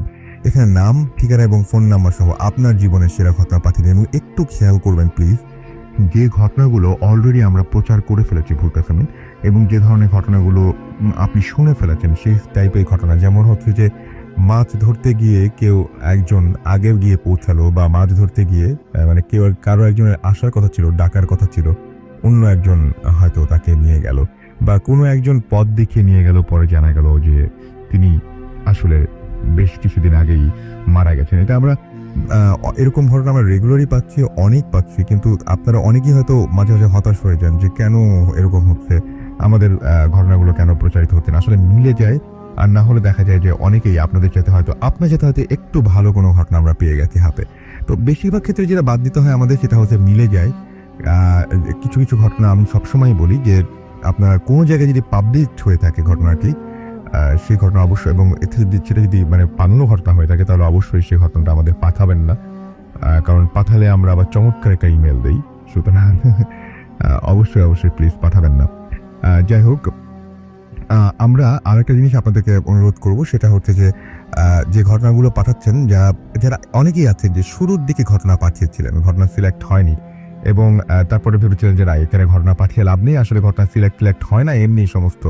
তো আমার মনে হয় যে আরও একবার আপনি ওই ঘটনা বাদ দিয়ে, যারা একদম শুরু থেকে 2010 থেকে যারা আমাদের সঙ্গে রয়েছেন, যাদের ঘটনা সিলেক্টেড হয়নি, তাদের কথা আমি বলছি যে আপনারা যদি ওই ঘটনাগুলো বাদ দিয়ে নতুন কিছু ঘটনা আমাদের পাঠিয়ে দেখতে পারেন, কিন্তু যে আসলে সিলেক্ট হয় কিনা। অনেকেই আমি জানি হতাশ আছে, অনেকেই অনেক দীর্ঘশ্বাস ফেলেন, অনেকেই ইমেল করে অনেক কিছু বলেন, আমাদেরকে বলেন যে আসলে পাঠিয়ে কি লাভ, হয়তো সিলেক্টেড হবে না, আমারটা হয়তো সিলেক্ট করবেন না।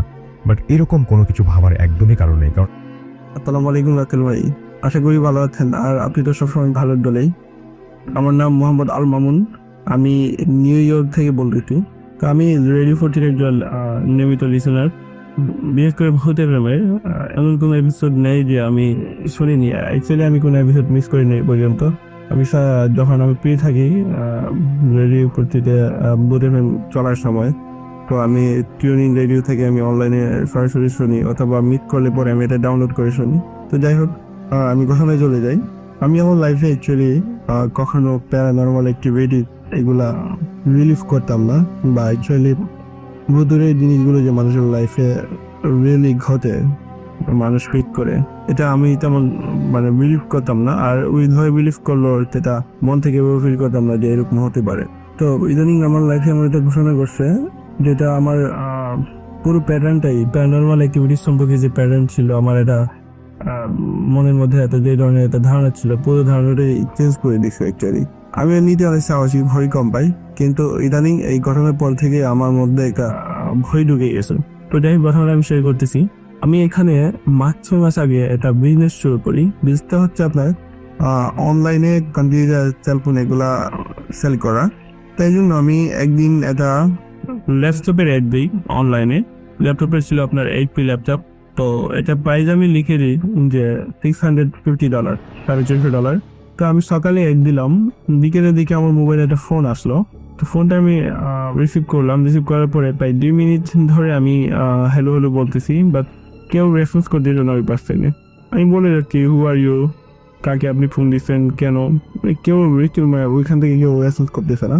কান খুলে কেটে দিই। তো লেট নাইটে প্রায় 2টা থেকে হঠাৎ করে আমার মোবাইলে একটা SMS চলে আসে। ওখানে লেখা যে I wanna buy your computer, if you're interested I wanna give you $1,000। তো এটা শুনে আমি একটু অবাক হয়ে যাই যে অ্যাকচুয়ালি ল্যাপটপের দাম আমি $350 লিখে দিছি, সে আমাকে $1,000, দ্যাট মিনস $1,000 সে কেন দিবে? এটা তো কোনো যুক্তি আসে না। কিছুক্ষণ পরে সে আবার আমাকে এসএমএস পাঠালো যে ল্যাপটপটা আমি তোমাকে $1,000 দিব এই জন্যে যে এটা তোমাকে শিফট করে দিতে হবে, আমার যেখানে পাঠাতে হবে সেখানে তোমাকে পাঠিয়ে দিতে হবে। আমি আবার বললাম যে কোথায় পাঠাবো, বলতেছে নাইজেরিয়াতে। তো নাইজেরিয়া পাঠাতে হবে। তো আমি চিন্তা করলাম যে $1,000 দিবে, $450 ল্যাপটপটার দাম। তো আমি পাঠালে সর্বোচ্চ আমার $100 খরচ হতে পারে, 80 থেকে 100। তাহলে অসুবিধা নেই, আমার অ্যাকচুয়ালি একটু প্রফিট বেশি হচ্ছে। হ্যাঁ, কিন্তু সেই কারণে সেটা তো আর আমি জানি না। আমি পরে বললাম যে এটা ওকে ফাইন, আমি এটা পাঠিয়ে দিব, তুমি অ্যাড্রেসটা দিয়ে দাও। তো সে আমাকে যে অ্যাড্রেস দিল এটা হচ্ছে নাইজেরিয়ার লাগোসে সুলারেলে নামক একটা জায়গাতে। আর যার কাছে পাঠাতে হবে তার নাম হচ্ছে জাম্প ফ্রেড। বলো যে সে আমার ফ্রেন্ড, তুমি ওর কাছে এটা পাঠিয়ে দিব। তো ফাইন, আমি 4 দিন বিকেলের দিতে আমি এটা পাঠিয়ে দিই। ইউএস পোস্টাল সার্ভিসের মাধ্যমে আমি এটা নাইজেরিয়াতে পাঠিয়ে দিই। পাঠানোর পর ফাইন, আমি বাজারে এসে দেখি যে আমার পেপাল অ্যাকাউন্ট চেক করে দিয়েছে, অলরেডি আমার পেপালে $1,000 পে করে দিয়েছে। তো এটা ভালো বিজনেস হয়ে গেল। তো 10 দিন পরে আমি যখন সকালে আমি অফিস যাব, আমি নিচে নিচতলায় নেমে গেট ওপেন করে দেখি আমার গেটের সামনে একটা প্যাকেট রাখা, ওখানে আমার নাম দেয়া, এভরিথিং আমার ঠিকানা দেয়া। তো আমি প্যাকেটটা খুলে দেখি, অবাক হয়ে গেলাম যে আমার সেই ল্যাপটপটা যেটা আমি নাইজেরিয়াতে সেন্ড করছিলাম সেটা আবার এখানে পাঠিয়ে দিছে। তো আমি এখানে দেখলাম ওখানে ঠিকানা এভরিথিং দেওয়া, যেটা জেমস ফ্রেডের কাছ থেকে চলে আসছে, এবং এখানে স্পষ্টভাবে লেখা নাই, একটু ভাগে ভাগে ইংরেজিতে যা আমি পড়তে পারছি লেখা ওখানে যে আমেরিকা থেকে ল্যাপটপ দেওয়ার মতো আমার কেউ নেই, এটা রং ঠিকানায় চলে আসছে, এই জন্য আমি এটাকে আবার সেন্ড করে দিলাম। তো আমি চিন্তা করলাম তাহলে আমি এটার $1,000 পেয়ে গেছি, তাহলে এই ল্যাপটপটা ফেরত আসছে, এটা তো এখন আমি কি করতে পারি? এটা তো আমি আমার কাছে রাখতে পারি না, এটা তাহলে এখন কি করা যায়? তো চিন্তা করলাম যে ল্যাপটপটা আমার কাছ থেকে কিনে নিছে ওর নাম হচ্ছে পাউল জ্যাকসন। তো এই পাউল জ্যাকসনের সাথে আমি যোগাযোগ করি, ওকে আমি বলি যে এখন কি করা যায়, ল্যাপটপটা কিভাবে আমার পাঠিয়ে দেওয়া যায়। তো আসলে আমি আমার মোবাইল চেক করতে যাই যে ওর সাথে যে আমার SMS কনভারসেশন হয়েছে, ওখান থেকে ওর নাম্বারটা নিয়ে আমি ওকে SMS করবো অথবা কল দিব। তো আমি অবাক হয়ে যাই যে এইটা দেশে রাসেল ভাই, এটা বিশ্বাস করার মতো না যে আমি ওর সাথে প্রায় 70 থেকে 80টা কনভারসেশন হয়েছে আমার SMS হয়েছে এটার ব্যাপারে, বাট একটা SMS আমার ফোনে ছিল না। বাট আমি কাটিনি একটা SMS, আমার মনে আছে, আমি fully confidence, I am sure that I didn't delete it. আমি কেন কাটতে যাবো? আমি কোনো SMS কাটিনি, আমার সব SMS ঠিক আছে, ওই নাম্বারটা থেকে ওই 13 নাম্বার এবং ওই SMS গুলো আমার মোবাইলে নেই। তখন আমি একেবারে অবাক হয়ে যাই যে এখন আমি কি করবো, আমি কোথায় পাবো? তো আমি ওই দিন রাতের বেলা সেই চিন্তা করতেছি যে আমি তাহলে সকালবেলায় ফোন কোম্পানিতে যোগাযোগ করবো, ওদের কাছ থেকে আমি জেনে নিবো যে আমার কনভারসেশন গুলো কি ছিল, ওরা আমাকে দিতে পারবে।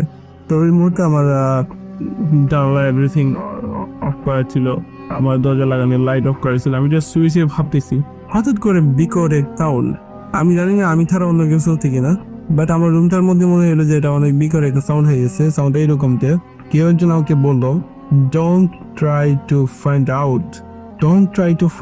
এই কথাটা আমি শুনে একেবারে আমি এখানে চুপসে গেলাম, একেবারে হতভম্ব হয়ে গেলাম। আমি কাঁপতে শুরু করলাম যে আমি যে মুহূর্তে চিন্তা করলাম যে SMS গুলো কি আছে, আমি ফোন কোম্পানিতে গিয়ে আমি জেনে নিব, এই মুহূর্তে এই ধরনের একটা কথা কে বলতে পারে? আমি জাস্ট শোয়া থেকে উঠে বসে গেলাম এবং লাইটটা অন করলাম। আমার পাশের রুমে একটা ভাইয়া, সে ঘুমাচ্ছে, ওনার রুমে দরজা লাগানো, এভরিথিং লাইট অফ। আমার রুমে আমি একা থাকি, ওখানে আর কেউ নেই, জানলা দরজা সব, এবং আমি থাকি 2য় তলায়, সেখানে কেউ জানলা দিয়ে এসে কোনো কিছু বলে যাবে এটা অসম্ভব। এই ধরনের বিকট সাউন্ড এইভাবে কেউ বললো, আর সেটা তো পাউল জ্যাকসন কেউ আসার কথা না। হ্যাঁ, আমি তার সম্পর্কে ভাবতেছি, আর তখনই এই ধরনের একটা সাউন্ড, আমি জাস্ট অবাক হয়ে গেলাম। আমি আর কিছু ভাবতে পারতেছি, আমি এক ধরনের একটা বড় ধরনের ভয় পেয়ে গেলাম। আমি কোনো কিছু চিন্তা না করে লাইট অফ করে আবার শুয়ে গেলাম। তো এই কথা প্রেক্ষিতে আমি পরের দিন আর ফোন কোম্পানিতে যাই না। কেন এই ফোন কোম্পানিতে আমি যেতে চাচ্ছিলাম না, যে আমার কি ধরনের এটা আমার কাছে একটা ভয় লাগতেছে, আমি যাবো না ফোন কোম্পানিতে, আমাকে নিষেধ করা হয়েছে। তো আমি পাশে একটা ছিল আমার বাসার পাশে পুলিশ স্টেশন, আমি ওখানে যাই, গিয়ে বলি যে আমি নাইজেরিয়াতে কথা বলতে চাই, আমি তো নাইজেরিয়ান ল্যাঙ্গুয়েজ জানি না, আমার একজন ইন্টারপ্রিয়েটার লাগবে। তো তারা আমাকে একজন লেডি পুলিশ অফিসার দিল, উনি ইন্টারপ্রিয়েটার, উনি নাইজেরিয়াতে কল করে সব আমার সবকিছু ঠিকানা দেওয়ার মতো উনি জেমস ফ্রেডকে উনি পেলেন। পাওয়ার পর জেমস ফ্রেডকে উনি জিজ্ঞেস করলেন যে এই ল্যাপটপটা উনি আমেরিকা থেকে পাঠানো ছিল, কেন ফেরত দেওয়া হয়েছে। তখন জেমস ফ্রেড যেটা বললেন যে আমেরিকা থেকে আমাকে ল্যাপটপ দেওয়ার মতো আপাতত কেউ নেই, এই জন্য আমি এটা ফেরত দিছি, এটা রং ঠিকানায় চলে আসছে। তো অ্যাকচুয়ালি নাইজেরিয়ান মানুষগুলো আমার অনেক মানুষ দেখছি, কিন্তু এত সৎ হয় না যে এটা ল্যাপটপকে পেয়ে ফেরত দিয়ে দিবে, কিন্তু সেই ছেলেটা ওইটা আমাকে ফেরত দিয়ে দিয়েছে। এটা অবাক করার বিষয়। তো যাই হোক, তখন লেই বললো যে ল্যাপটপটা তো তোমাকে পাউল জ্যাকসন আমেরিকা থেকে পাঠাইছে। তো এই পাউল জ্যাকসনের নাম শুনে ছেলেটা কাঁদতে লাগলো, আর সে কোনো কথাই বলতে পারতেছে না, এত কান্না করতেছে। তখন লেডি তাকে সান্ত্বনা দিয়ে বললো, কি হয়েছে, তুমি explain to me what happen actually, we are curious. তো সে বললো যে এরকম যে পাউল জ্যাকসন ছিল তার বড় ভাই, সে আমেরিকা পেনসিলভেনিয়াতে থাকতো। মাস দুয়েক আগে পেনসিলভেনিয়াতে সে একটা রোড অ্যাক্সিডেন্টে মারা যায়। সো পাউল জ্যাকসন তাকে ল্যাপটপ পাঠাতে পারে না। এই কথাটা শুনে যে পুলিশ অফিসার মহিলা, উনি আর কিছু বলতে পারে না, উনি যা হা করে আমার দিকে তাকিয়ে আছে, উনি কি বলবে বুঝতে পারতেছে না। তখন আমাকে ওইদিকে ওই ছেলে কাঁদতেছে, ওকে সান্ত্বনা দিচ্ছে, okay we got it, you please stop you crying, please talk to me. ওই ছেলে কাঁদতেই আছে। তখন উনি আমাকে বললো যে এই ঘটনা। তখন আমি কি বলবো, আমি আসলে বুঝতে পারতেছিলাম না যে আমি কিসের মধ্যে একটা ধাঁধার মধ্যে আমি পড়ে গেলাম, যে এই ধরনের ঘটনা আমার লাইফে এভাবে করতে হবে। একজন মানুষ মারা গেছে, তাহলে আমি কার সাথে এই যে কনভারসেশন করলাম, কে আমাকে SMS করলো, কে আমাকে এই যে $1000 দিল, আমি ল্যাপটপ পাঠিয়ে দিলাম, একটা বিজনেস করলাম, আমি কার সাথে করলাম?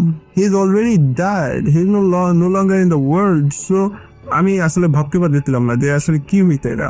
তখন আমি পুলিশ কারকে বললাম, যে মহিলাকে, যে আপনি কাজ করেন, আপনি ফ্রেডকে বলেন যে ল্যাপটপটা আমরা আবার USA থেকে বানিয়ে দিচ্ছি, এটা তুমি অ্যাকসেপ্ট করো, এটা আর ফেরত দিতে হবে না, এটা তোমারই। তার একটা উপায় ছিল না, আমি সব তাকে পেয়ে গেছি অলরেডি $1000। তো আমি কি করবো, এটা তো আমার না। ল্যাপটপটা বানিয়ে দেওয়ার পরে সে অ্যাকসেপ্ট করলো ওখানে, আর এটা ফেরত আসতো না আমার কাছে। তো তারপর আমি লেডি পুলিশ অফিসার যে ছিলেন, ওনাকে আমি জিজ্ঞেস করলাম যে অ্যাকচুয়ালি এক্সপ্লেন মি,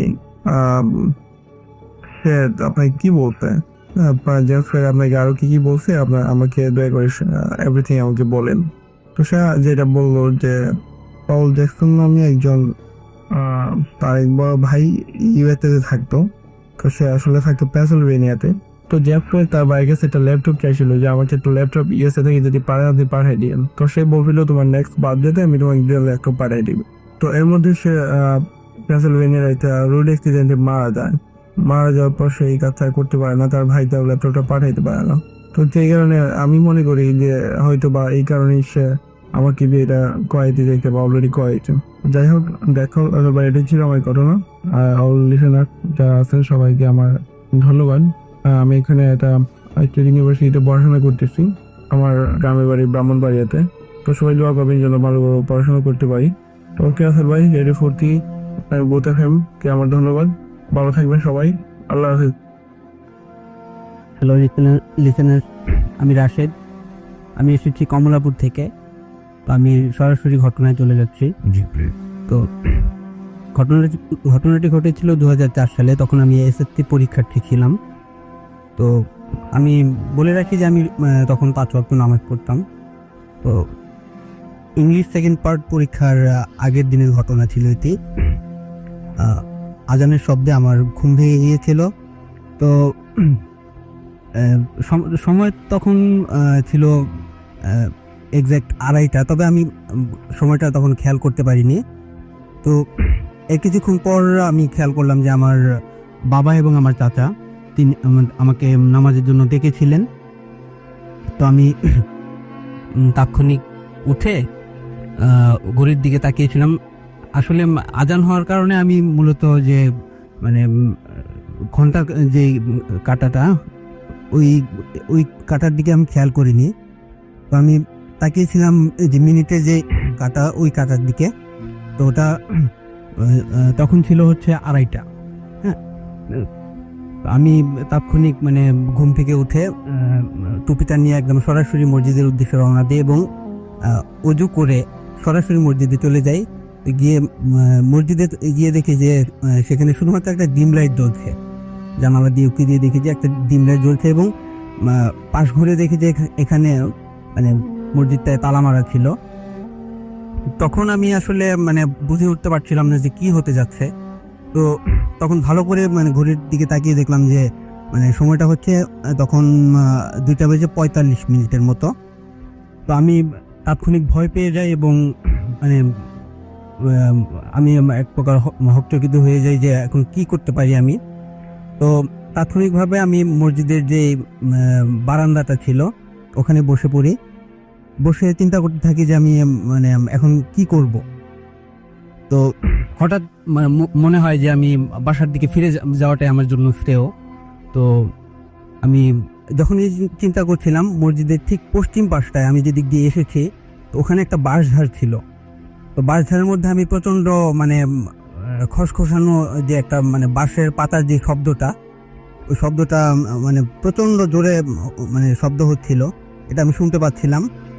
তো ওই শব্দ মানে আমি যে আমার কাছে যেটা মনে হলো যে এটা কোনোভাবে কোনো মানুষের পক্ষে করা সম্ভব না, মানে হিংস্র কোনো জন্তু জানোয়ার এরকম শব্দ করতে পারে।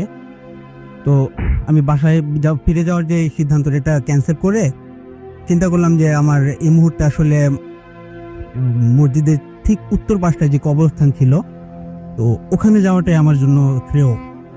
তো আমি মানে পাশ ফিরে যখন মানে কবরস্থানের দিকে তাকালাম, কবরস্থানের ঠিক পূর্ব পাশটায় ছিল একটা বাড়ি। তো ওই বাড়ি থেকে একটা রাস্তা মানে নিচের দিকে নেমে ছিল। তো ওখানে আমি খেয়াল করলাম যে 4-5 জন মানুষ, তাদের হাইট হবে আনুমানিক 7 থেকে 8 ফিটের মতো, এবং তাদের চেহারা বোঝা যাচ্ছিল না, মানে শুধু কালো একটা অবয়ব খেয়াল করা যাচ্ছিল। ওরা বাড়ি থেকে নেমে একদম সোজা উত্তর পাশে উত্তর দিকে চলে যাচ্ছে। তো এখানে একটা জিনিস খেয়াল করা দরকার যে ওরা যে দিক দিয়ে যাচ্ছিল ওটা ছিল মানে আমরা আঞ্চলিক ভাষায় যেটাকে গড় বলি, মানে ডোবার মতো, মানে ছোট সাইজের পুকুর। ওই পুকুরের উপর দিয়ে অবলীলায় ওরা হেঁটে চলে যাচ্ছে। তো আমি চিন্তা করলাম যে আমি যদি এখন মানে কবরস্থানের দিকে যাই তাহলে ওরা যদি আমাকে খেয়াল করে, আমার দিকে যদি ওরা খেয়াল করে তাহলে হয়তো বা আমার পক্ষে বেঁচে থাকাটা মানে সম্ভব নাও হতে পারে। তো আমি ওই অবস্থায় মানে সিদ্ধান্ত নিলাম যে আসলে 2 ঘন্টা ধরে এখানে মানে থাকাটাও মানে খুব রিস্কি একটা ব্যাপার। তো যেহেতু বাসায়ও ফিরতে পারছি না বা আমি কবরস্থানের দিকেও যেতে পারছি না, আমি মানে বসে থাকলাম একদম মাথা নিচু করে, উবু হয়ে বসে থাকলাম এবং চিন্তা করতে লাগলাম যে মানে এখন কি করতে পারি, বা মানে আমার খুব টেনশন হচ্ছিল। তো ওই অবস্থায় মানে আমি বাসা থেকে বের হওয়ার পরে আবার আমার যে বড় বোনটা আমার ঠিক পাশের রুমে শুয়েছিল। তো আমার বড় বোন আবার খেয়াল করেছিল যে আমি মানে লাইট জ্বালিয়ে বাসা থেকে বেরিয়েছি আর কি। তো আপা ভেবেছিল যে আমি বাথরুমে হয়তো গিয়েছি। তো 5-10 মিনিটের মধ্যেও যখন আমি বাসায় ফিরলাম না, তখন আপা মানে অনেকটা ভয় পেয়ে গেল এবং মানে চিন্তা করলো সে কোথায় গেল। হ্যাঁ, তো আপা মানে অনেক ডাকাডাকি করলো বাসা থেকেই। ডাকাডাকি করে যখন দেখলো যে কোনো সাড়া মিলছে না, তো আপা আমার বাবা এবং আমার যে বড় ভাই ওনাদেরকে তুলে পাঠালেন যে দেখেন ও মানে বাসা থেকে বের হয়ে গেছে বেশ কিছুক্ষণ আগে, কিন্তু তাকে পাওয়া যাচ্ছে না। তো ওনারা বেশ কিছুক্ষণ খোঁজাখুঁজি করার পরে মানে পুকুরের পাড় থেকে শুরু করে বেশ কয়েকটা মানে বেশ কিছু জায়গায় ঝোপ জঙ্গলগুলোতে খোঁজাখুঁজি করলেন।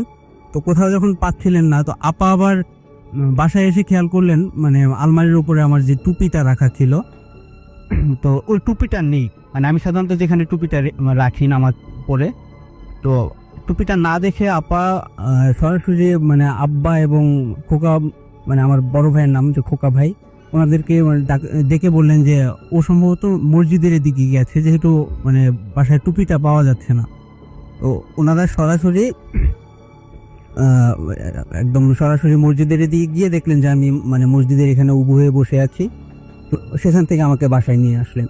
এই ছিল রাফেলকে ঘটনা। আচ্ছা, এই জায়গায় যে এত টেনশন, আপনি বলছিলেন যে আপনার এলাকার নাম আরেকবার সবাইকে একটু প্লিজ বলুন। হ্যাঁ, আমি আমাদের চাঁদপুরের কচুয়া থানা, আমাদের গ্রামের নাম হচ্ছে মাঝিগাতা। আচ্ছা, মোটামুটি ওই এলাকায় একটা প্রচলিত ব্যাপার আছে যে ওইখানে অনেক ঝামেলা আছে, এটা আসলে কি ঝামেলা হচ্ছে? আপনি বলছিলেন যে আপনাদের এলাকাটা হন্টেড, কেন বলছেন?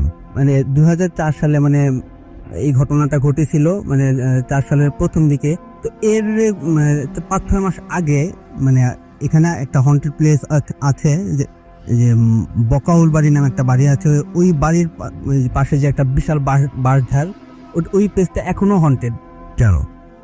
মানে মানে ওখানে কি হয় আর কি এটা জানতে। ওখানে একটা কড়ই গাছ ছিল, এখানে একটা কিছু একটা থাকতো ওখানে। তো ওই কড়ই গাছটা কেটে ফেলার পরে মূলত মানে একে একে 2-3টা ঘটনা ঘটে গেছে।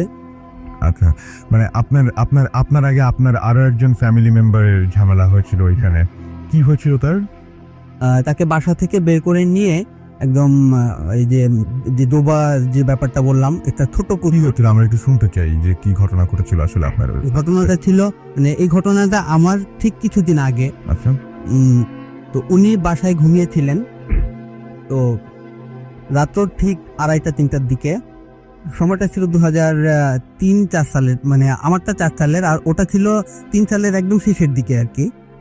তো এখানে বলে রাখা ভালো যে ওই সময়টাতে মোবাইল ফোন যে জিনিসটা, এটা গ্রামাঞ্চলে অ্যাভেলেবেল ছিল না। হ্যাঁ, কারণ তো দোকানে ফোন, আমাদেরকে ফোন করার জন্য দোকানে শরণাপন্ন হতে হতো।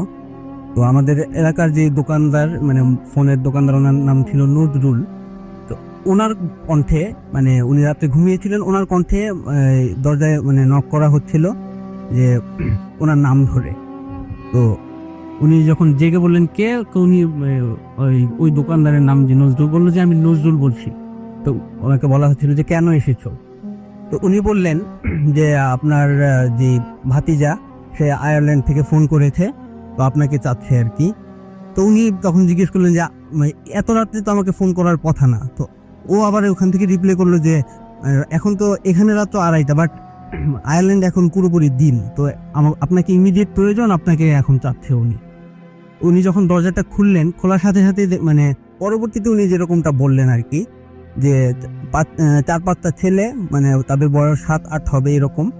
তো পাজামা পাঞ্জাবি এবং পাগড়ি মাথায় দেয়া, ওরা ওনাকে একদম একটা হ্যাচকা টানে মাথায় মানে উপরে নিয়ে, এই 4-5 জন মিলে আর কি একদম সরাসরি বাসা থেকে অল্প একটু দূরে একটা ওই যে ছোট পুকুরের মতো, ওখানে নিয়ে একদম মানে চুবানো শুরু করলো, মানে অনবরত একদম।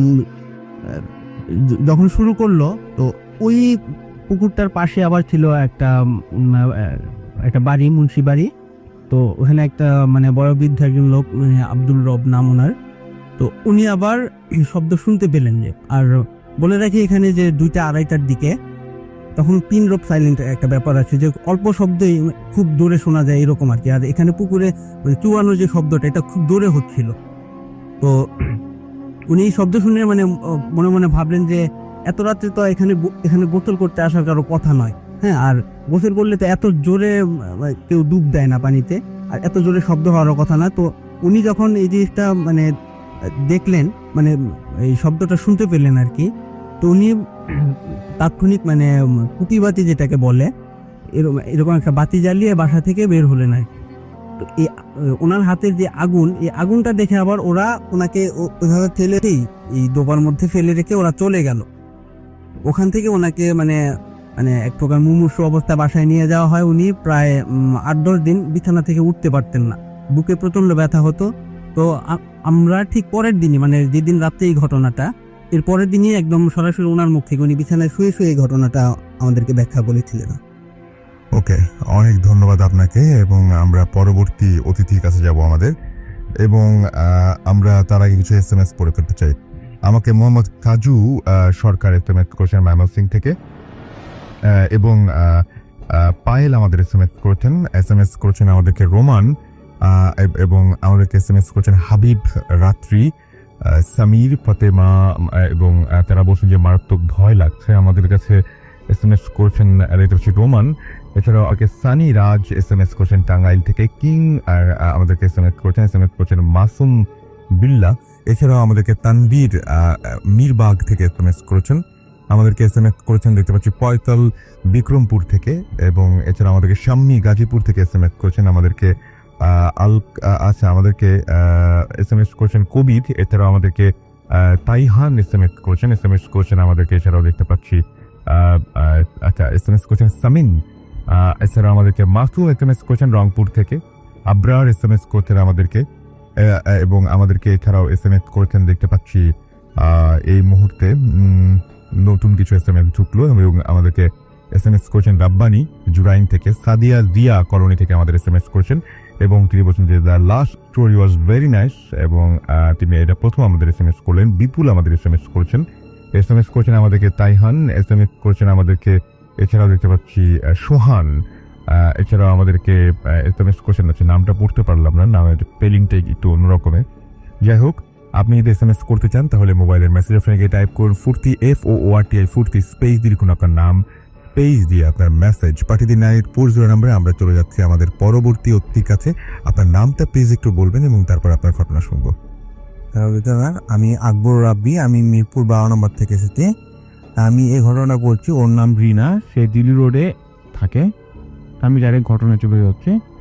তো ও যখন ক্লাস 5-এ পড়ে তখন ওদের দিল্লি রোডে ওদের বাসাটা ঠিক মাঝখানে ছিল, ওখানে একটা লাল মাঠ ছিল এবং ওই লাল মাঠের আশেপাশে অনেক গাছ ছিল এবং একদম কোনার দিকে একটা পুরনো বাড়ি টাইপের স্কুল ছিল, যেটা এখন আর তখনও ক্লাস কিছু হতো না। তো ওই মাঠটাতে নিয়ে তখন অনেক ধরনের ছিল যে ওখানে খুব খারাপ কিছু থাকতো এবং ওই রিনা আম্মা রিনাকে অনেকবার রিজেক্ট করেছিল যে তোমরা ওখানে খেলতে যেও না, যদিও খেলতে যাও তাহলে সন্ধ্যার আগে ফেরত চলে আসবে। তো একদিন ওরা ওখানে মাঠে খেলা করছিল, খেলতে তো ওই স্কুলের বিল্ডিং এর পিকে আম গাছ ছিল, তাল গাছ ছিল। তো ওরা খেলতে ওই বিল্ডিংটা উঠতে যায়। ওই বিল্ডিংটাতে কোনো সিঁড়ি ছিল না, বাট বিল্ডিংটা পুরোনো থাকা যে জায়গায় খাত ওই খাত দিয়ে ওরা বিল্ডিংটাতে উপরে উঠে। তো ওরা ওখানে উঠে আম টাম পাড়ে, খাওয়া দাওয়া করে, মজা করে সন্ধ্যার কাছাকাছি চলে আসে। তো ওরা 5-6 জন ফ্রেন্ড ছিল। তো ওর ফ্রেন্ডরা ওরা নেমে যাওয়ার পর ও যখন নামতে যায় দেখে যে ও নামতে পারছে না। তো ও অনেক চেষ্টা করে দেখে যে ওকে কে জানি মনে হচ্ছে পিছন দিক থেকে ধরে রেখেছে। তো ওর ফ্রেন্ডরা নিচে থেকে ওকে ডাকতে থাকে যে কি ব্যাপার, তুমি নামতে পারছো কেন? তো ও বলে আমি তো নামতে পারছি না, আমার মনে হচ্ছে কে জানি আমাকে ধরে রেখেছে, আমি যত চেষ্টা করছি আমাকে কেউ নামতে দিচ্ছে না। তো এই বলার পর ও একটু উপরে দেখা যে একটা মানুষের প্রকৃতি ওর পাশে কে জানি ওকে ধরে রেখেছে। তো ও চিৎকার দিতে থাকে। এই টাইমে ওর ফ্রেন্ড যেগুলো নিচে নেমে গেছিল ওরা দৌড়ে মাঠের মাঝখানে যায়। তো ওখানে কিছু ছেলেরা আপনার খেলা করছিল, ওদেরকে ডাকে বা ভাইয়া এরকম এক বিপদ হয়েছে, তোমরা একটু আসো। তো ওরা উঠে রিনাকে উপর থেকে নিচে নামায় এবং সে প্রায় সেন্সাসের মতো অবস্থা হয়ে গেছিল। ওকে পানি টানি দিয়ে ওকে ঠিক করা হয়। তো এমন টাইমে ও কিছু ফ্রেন্ডের বাসায় চলে যায়, বলে যে এরকম ওর মাকে বলে যে আন্টি রিনা তো খুব ভয় পেয়েছে। তো ওইরকম তো ওর মা বলে যে ঠিক আছে, ওকে তাড়াতাড়ি বাসায় চলে আসতে বলো। তো ওরা এসে যখন ওরা বাসার পথে রওনা দিতে যায়, তো ওর কিছু ফ্রেন্ড চলে যায়, ওরা 2-3 জন যখন দিয়ে যায় ওই মাঠের কোনায় পাতিরের দিকে তাল গাছ ছিল, ওইখানে যে ওই কাছাকাছি আসাতে দেখে যে ওর মা দাঁড়িয়ে আছে। তো ওর মা সাধারণত ওর এত সন্ধ্যার সময় মা থাকার কথা না। তো ওর ফ্রেন্ড বলছে তুমি দেখে আসলে মা বাসায়, মা এখানে কেন? ওরা বলছে যেহেতু তোমার আম্মা এসে পড়ছে তো তুমি মা আম্মার সাথে চলে যাও। তো ও কিছু দূর গিয়ে যখন সামনে যায় তখন ওর মা ওই মহিলা বলতে থাকে যে চলো তুমি আমার সাথে চলো। তো ও একটু ভয় পেয়ে যায়, ভয় পেয়ে বলতে থাকে যে না আমি তোমার সাথে যাবো না। তো ও কিছুক্ষণ পর খেয়াল করে যে ওর মা যে মহিলাটা ওকে রাখতেছে ওর মায়ের রূপে, তো ওর পায়ের পাতাটা একটু ঘোরানো উল্টো দিকে। তখন সে ভয় পেয়ে যায়, ভয় পেয়ে দৌড়ে ওর বান্ধবীদের কাছে চলে আসে, বলে যে আমাকে তাঁতিদের বাসা নিয়ে চলো। তো ও বাসায় যায়। বাসায় যাওয়ার পর দেখে যে বাসে কোনো কারেন্ট নেই। ওর মাকে গিয়ে বলে যে মাকে দেখে ও দেখে যে বলে ও সেন্সেসে পড়ে ও যখন সেন্সের পর ও মা যখন করে তখন ও সব ঘটনা খুলে বলে। এই ছিল। ধন্যবাদ আপনাকে। হ্যালো, আসসালামু আলাইকুম রাসেল ভাইয়া, আমি ইকরা বলছি ঢাকা ক্যান্টনমেন্ট থেকে। আজকে আমি আপনাদের সাথে যে কাহিনীটা শেয়ার করবো সেটি আমার লাইফে ঘটে যাওয়ার একটি কাহিনী, যার ঘটার পরে আমার লাইফের প্যারানর্মাল স্টোরির প্রতি আমার চিন্তা ভাবনায় পাল্টে গেছে, কারণ আগে আমি এগুলোতে মোটেও বিশ্বাস ছিলাম না। তো মেইনলি দিকে আছি 2013 সালের নভেম্বর মাসের দিকে আমরা বাসা চেঞ্জ করি। অ্যান্ড ক্যান্টনমেন্ট সংলগ্ন মিরপুরের একটি এলাকায় আমার বাসা নেই। তো আমাদের এলাকাতে ছিল এমন যে আশেপাশের বাসাগুলি বেশ পুরানো, এন্ড আমাদের বাসাটি ছিল নতুন। তো আমার বাসার উঠি বলে রাখা ভালো যে আমাদের পরিবারে আমি, আমার আব্বু আম্মু আর আমার ভাইয়া এন্ড আমি একা রুমে ফিরতাম। তো ফার্স্ট কয়েকদিন বাসা ওঠার পর আমি যেটা খেয়াল করি যে আমার এত ঘুম আসতো না। আমার আগে আমি অনেক আগে ঘুমিয়ে পড়তাম, কিন্তু এই কয়েকদিন আমার ঘুম আসতো না। তখন বিষয়টা কার সাথে খেয়াল করি না, আর আমি জানতে পারি যে সবাই ঠিক মতো ঘুম আসছে, কিন্তু আমার এমন হচ্ছে। তো আমি ভাবি যে হয়তো বা পরিবেশের পরিবর্তনের কারণে এরকম বিষয়টা হচ্ছে। তো একদিন এটা এমন হয় যে আমি রাতে শুয়ে আছি, আর আমার মনে হলো যে আমার পাশে থেকে বসিও। আমি তখন ভাবলাম যে আমি কি রুমের দরজা লাগাই নাই, তাহলে কি হলো, আমরা হয়তো বা লাগাই নেই, ভুল হয়েছে। তো আমি পাশে ঘুরে তাকাই দেখি যে সেখানে কেউ নাই। তো আমার যেখানে অবাক লাগলো, কারণ আমি পুরা ফিল করতে পারলাম যে পাশে যে কেউ বসতে। তো এরকম অনেক অদ্ভুত কাহিনী ঘটতো, কিন্তু আমি এগুলোকে বেশি একটা পাত্তা দেই নেই। একদিন যেমন আমি গান শুনছি, গান শুনতে শুনতে এই জানলার কাছে আসার পরে আমি দেখলাম যে আমার জানলার পাশের বাসার ছাদ। তো এখানে দেখলাম যে একটা মহিলা দাঁড়িয়ে আছে, সাদা শাড়ি পরে আমার দিকে তাকা আছে। তো এত রাতে আমি ভাবলাম যে কি ধরো সম্ভব, 2টা-2:30 মতো বাজে। তো আমি ভাবলাম যে দরকার আছে কোনো পাশের বাসার। তো আমি পর্দাটা লাগিয়ে আমি সরে গেলাম ওখান থেকে। তো এরকম হতো।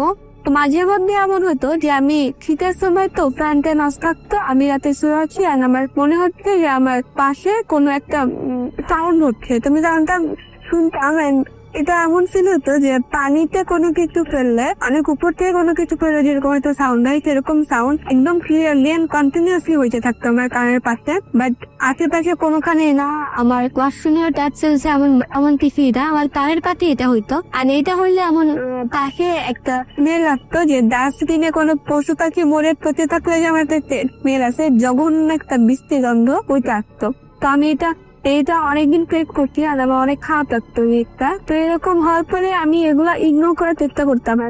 আমি মানতাম না যে এটা কোনো খারাপ কিছুর জন্য হচ্ছে। তো একদিন আমার কি হলো, রাত্রেবেলা আমার ঘুম আসছে না, তো আমার পানির পিপাসা লাগলো। তো আমি বাইরে পানি খেতে নামার জন্য খাটের থেকে নামলাম। তো ওই দিন হঠাৎ আমি বুঝলাম না, আমি খাটের থেকে নামার পরে আমার পায়ের নিচে মনে হচ্ছে যে হাড় কোনো কিছুর, মানে আমি ফ্লোরে পা দিচ্ছি না, আমি কোনো কিছু হাড্ডি গুড্ডির উপর পা দিচ্ছি, এরকম লাগছিল আমার। জিনিসগুলো অনেক বিশ্রী লাগতেছিল, কিন্তু আমি তাকানোর পরে দেখেছি সেখানে কিছুই নেই। তো এইটা ভাবলাম যে হয়তো বা ভুল ধারণা আমার। তবে দরজা খুললে আমি যে রুমের থেকে বের হতে যাবো, সেই সময় আমার মনে হলো যে আমি অনেক জোরে কিছু একটা সাথে ধাক্কা খেলাম। তো আমি বুঝলাম না যে আমি কিছু সাথে ধাক্কা খেলাম। তো মনে হলো যে ওখানে একটা মানুষ ছিল, বাট আমি তাকিয়ে দেখি যে নৌকা। তারপরে আমি টেবিলের দিকে আগানোর সময় দেখি যে টেবিলের এখানে একটা মানুষ অলমোস্ট 6 বা 7 ফিটের মতো এরকম হবে দাঁড়িয়ে আছে, এন্ড হোয়াইট কালারের ড্রেস পরা, এতটুকু বুঝতে পারছি আমি। এরপরে আমি ভাবলাম যে আমার বাসায় তো এরকম কেউ নাই, তাহলে কি আসলে, আমি লাইট জ্বালালাম কিন্তু ওখানে কেউ নাই। তো আমি দিকটা খুব ভয় পেলাম, কারণ আমি স্পষ্ট দেখছি সেখানে কেউ আছে। এরপরে আমি লাইটটা অফ করে রুমের ভিতরে ঢুকে যেতে গেলাম। আমি পানি খাই নাই, তবে রুমের ভিতরে ঢুকতে কি এমন সময় আমার ঘাড়ে কেটে নিয়ে হাত রাখলো অনেক জোরে, অনেক ব্যথা পাইছি আমি, অনেক শক্ত একটা হাত। দেখার পরে আমাকে বললো যে এখানে এসেছিস কেন। তো আমি জিনিসটা এত পরিমাণে ভয় করলাম, বিকজ গলাটা আমার কাছে নুন ছিল না, এন্ড এটা মানে ফিমেল না মেল আমি বুঝলাম না। তো এরপরে আমার মাথায় কোনো কিছু কাজ করছে না, আমি টেনশন হয়ে ওখানে পড়ে গেছি। তো পরের দিন আমার আম্মু ফজরের নামাজ পড়তে উঠার পরে আমাকে দেখে যে আমি দরজার সামনে পড়ে আছি। তো ডাক্তার ডাকা হলো। ডাক্তার ডাকার পরে ডাক্তার বললো, কিছু ওষুধ দিল, আর বললো যে মেন্টাল কোন একটা প্রেশারের জন্য এরকম হয়েছে। তো আমি সবার সাথে কাহিনীটা শেয়ার করলাম, এন্ড সব প্রতিদিনের কাহিনী শেয়ার করলাম। তো কেউ বিশ্বাস করতে চাইলো না, এন্ড অনেকটা আমাকে সান্ত্বনা দেওয়ার মতো হুজুর ডাকা হলো, যে যাতে হুজুর এসে বলতে পারে যে না আগুনকে কি না। তো হুজুর এসে বললো যে এখানে আমাদের বাসার প্রতি একটা কোনো কিছু অনেক খারাপ কিছুর একটা ভর আছে, এন্ড সেইটা আমার সাথে কোনোভাবে কন্ট্যাক্ট করার চেষ্টা করছে, এন্ড স্পেশালি আমার রুমে যেটা আছে এন্ড আমার সাথে কন্ট্যাক্ট করার চেষ্টা করছে না। আমি ইগনোর করেছি দেখে এটা ওই দিন আমার উপরে অনেক খারাপ ভাবে অ্যাটাক করার চেষ্টা করে। তো এটা বলার পরে হুজুর আর কিছু বলে নাই, এন্ড বলে যে তার যত শীঘ্র সম্ভব বাসাটা চেঞ্জ করার জন্য। তো আমার আব্বু এলাকার লোকজনের সাথে কথা বললো, কেয়ারটেকার সাথে কথা বললো। তো জানা গেল যে ওই এলাকায় আগে বিহারি আর পাকিস্তানিরা থাকতো। তো ওরা আগে লোকজন মেরে মেরে ওখানে একটা কুয়া ছিল একদম আমাদের বাসার নিচে, একটা কুয়া ছিল আর সেখানে ফেলা হতো। তো 1972 সালের দিকে ওখানে অনেক হাড্ডিগুড্ডি তারা দেশে। তো এরপরে আর ওইখানে কোনো বাসা হয়নি, জমিতে ফাঁকা ছিল। কয়েক বছর আগে আমাদের বাড়ি এলো, এখানে একটা আমাদের বাসাটা বানান এন্ড এখানে আমরা ছিলাম। এন্ড আমাদের রুমের উপরে স্পেশালি, আমার রুমের উপরে স্পেশালি এইগুলার অনেক সমস্যা ছিল। আর এই জন্যই ওই এলাকায় অন্যান্য লোকরা ওখানে বাসা বানান নেই। তো এরপরে আমরা জানার পর আমরা বাসায় চলে যাই। আর এটাই ছিল আমার কাহিনী রাসেল ভাইয়া। যারা ফেসবুকের মাধ্যমে আমাদের সাথে কমিউনিকেট করতে চান, আমাদের ফেসবুক অ্যাড্রেসটি বলে দিচ্ছি www.facebook.com/radio40। আমরা চলে যাবো এখন আমাদের আরও একজন অতিথি আছেন যিনি এই মুহূর্তে আমাদের সাথে জয়েন করলেন, এবং আমি শুরুতে জানতে চাইব আপনার নাম এবং আপনি কোথা থেকে এসেছেন। হ্যালো লিসেনার, আমার নাম রায়হান আহমেদ রাকিব। আমি যাত্রাবাড়ি থেকে আসছি। আমি গত বছর নটরডেম কলেজ থেকে এটিসি পাস করছি। আচ্ছা, আমরা সরাসরি আপনার ঘটনায় চলে যাই। জি রাসেল ভাই, আমার ঘটনাটি ঘটে 2008 সালে আমার নানুর বাড়িতে।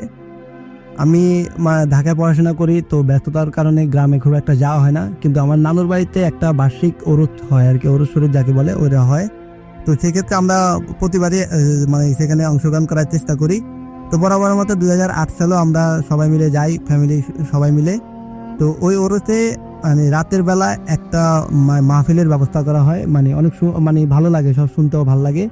তো আমরা ঠিক করি যে ওই দিন রাতে আমি, আমার এক মামতো ভাই নাম হচ্ছে মুরাদ, আমাদের দুজনের সাথে এই ঘটনাটি ঘটে। তো আমরা দুজন আমি আর মুরাদ মিলে প্ল্যান করি যে আজকে আমরা এই রাতের বেলা এই মাহফিলে থাকবো। তো এই নিয়ে আমরা বিভিন্ন প্ল্যান করি যে কি করা যায়। তখন আমি মুরাদকে বলি, চল আগে বাড়ি থেকে গিয়ে খেয়ে আসি, যদি না খাই তাহলে তো সারা রাত না খেয়ে থাকতে হবে এবং এতে অনেক প্রবলেম হতে পারে। তো মুরাদ বলে ঠিক আছে চল বাড়িতে যাই। তো আমরা বাড়িতে আসি এবং আমার ওই মামার বাড়িতে আরও অনেক ছিল, আমরা সবাই একসাথে বাড়িতে আসি এবং বলছি সবাই একসাথে যাবো। তো আমরা একসাথে আসার পর, যেহেতু আমি ঢাকা থেকে আসছি, তো গ্রামের যে মামাতো ভাই ছিল সবাই মিলে আমরা অনেক আড্ডা দিলাম, গল্প করলাম। এতে অনেক রাত হয়ে যায়, মেবি 11টা বেজে যায়। 11টা বাজার পরে আমরা বাসায় যাই, যাওয়ার পরে খাওয়া দাওয়া করি এবং খাওয়া দাওয়া করার পরে এবং খালু সবাই সাথে গল্প করতে করতে রাতে 2টা বেজে যায়।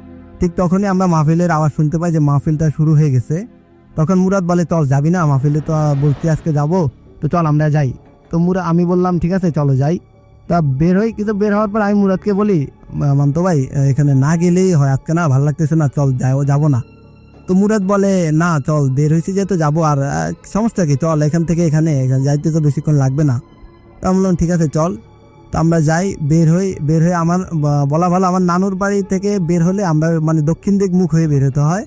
আর পশ্চিম দিকে গেছে মেলা যাওয়ার রাস্তাটা, আর পূর্ব দিকে হচ্ছে একটা কবরস্থান, খুব অন্ধকার। আর ওখানে একটা পুল আছে অনেক উঁচু, ওখানে মাঝে মাঝে অ্যাক্সিডেন্ট হতো। তো আমরা প্রথমে নেমেই ওই পুলটার দিকে তাকাই। তো পুলটার দিকে তাকানোর পরে দেখি একটা 6 ফিট আকৃতির একটা মানুষের একটা সাদা কিছু একটা দাঁড়ায় আছে। তো প্রথম আমি এটা কেয়ার করি নাই, মুরাদকে বলি দেখতো এটা কি। মুরাদ বলে এটা কিছু না, জাস্ট এটা মনে হয় মাঝে যেহেতু শীতকাল ছিল কুয়াশার একটা আবরণ, যা এটা নিয়ে আমরা খুব একটা ভাবি নাই। আমরা হাঁটতে থাকি। তো হাঁটার পর কিছু দূর আমরা হাঁটলাম, হেঁটে আমি আবার পিছনে তাকাই। তো পিছনে তাকিয়ে দেখি ওই মানব সাদা যে আত্মা, ওইটা আমাদের অনেক কাছাকাছি চলে আসছে। তখন আমি মুরাদকে আবার বলি, দেখ মামতো ভাই এটা কি। তো মুরাদ তখন কিছুটা আঁচ করতে পারে, যেহেতু গ্রামে থাকে, আর আমি কিছুটা বুঝি নাই। তো বলতেছি কিছু বলিস না, আল্লাহ আল্লাহ কর আর সামনের দিকে হাঁটতে থাক আর পিছনে তাকাইস না। না আচ্ছা ঠিক আছে, আমরা আল্লাহ আল্লাহ করতেছি আর সামনের দিকে হাঁটতেছি, কারণ আমাদের ব্যাক করার কোনো ওই ছিল না, কারণ ওই জিনিসটা তখন ওই আমাদের নানুর বাড়ির দরজার সামনে দাঁড়ানো ছিল। তো সেক্ষেত্রে আমরা ব্যাক করতে পারতেছিলাম না। তো আমরা সামনের দিকে হাঁটতে থাকি। হঠাৎ করে আমি আমার বাঁ পাশে তাকাই। বাঁ পাশে তাকানোর সাথে সাথে আমি দেখি ওই জিনিসটা আমার বাঁ পাশে এবং আমার সাথে একদম সাথে।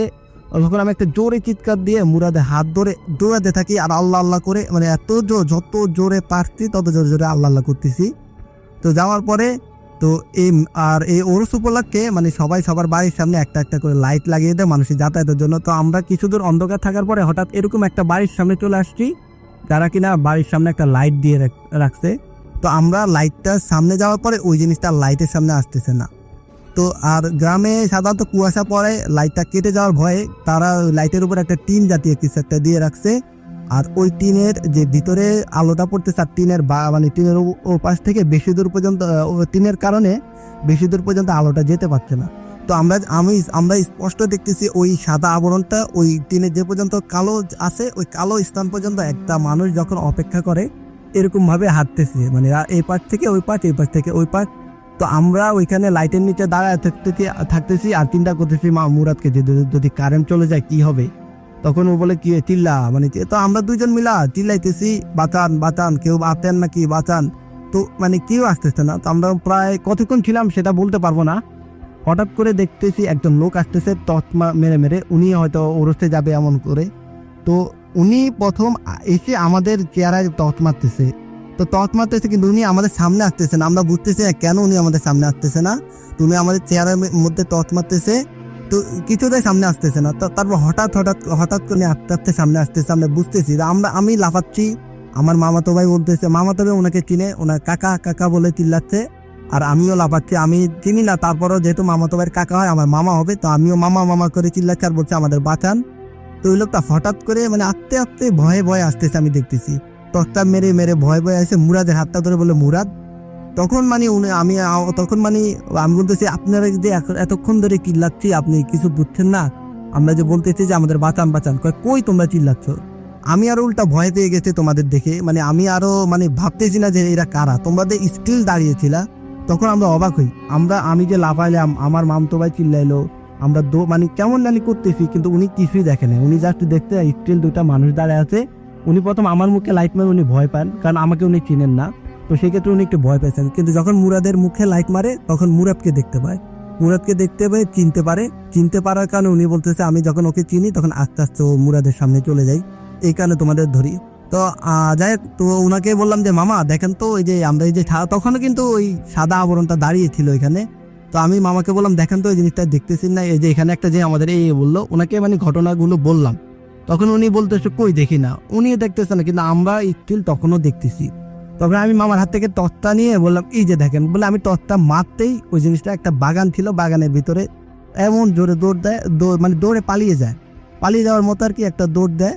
তখন আমি মামাকে বলি মামা এখন কি করা যায়। মামা বলে দেখো এটা একটা মানে তুমি এখন বাসা যাওয়া ঠিক হবে না, তোমরা চলো ওরসে চলো, এখানে যেহেতু হুজুর আছে হুজুর থেকে এটা জানাই। তখন আমরা মানে গেলাম, যাওয়ার পরে আমরা ওই ওরসে যাই, ওই হুজুরকে বলার পরে হুজুরে মানে চোখ বন্ধ করে ছিল। তারপর সব খানি শোনা উনি বলে এটা একটা আত্মা ছিল, আর কি জানি তোমরা কি করতে জানি না, কিন্তু ও আজকে তোমাদের মারার জন্য তোমাদের পিছু নিছে, এবং ওই লাইটটা যদি না থাকতো তোমাদের একটা মেরে ফেলতো আর। অনেক ধন্যবাদ আপনাকে।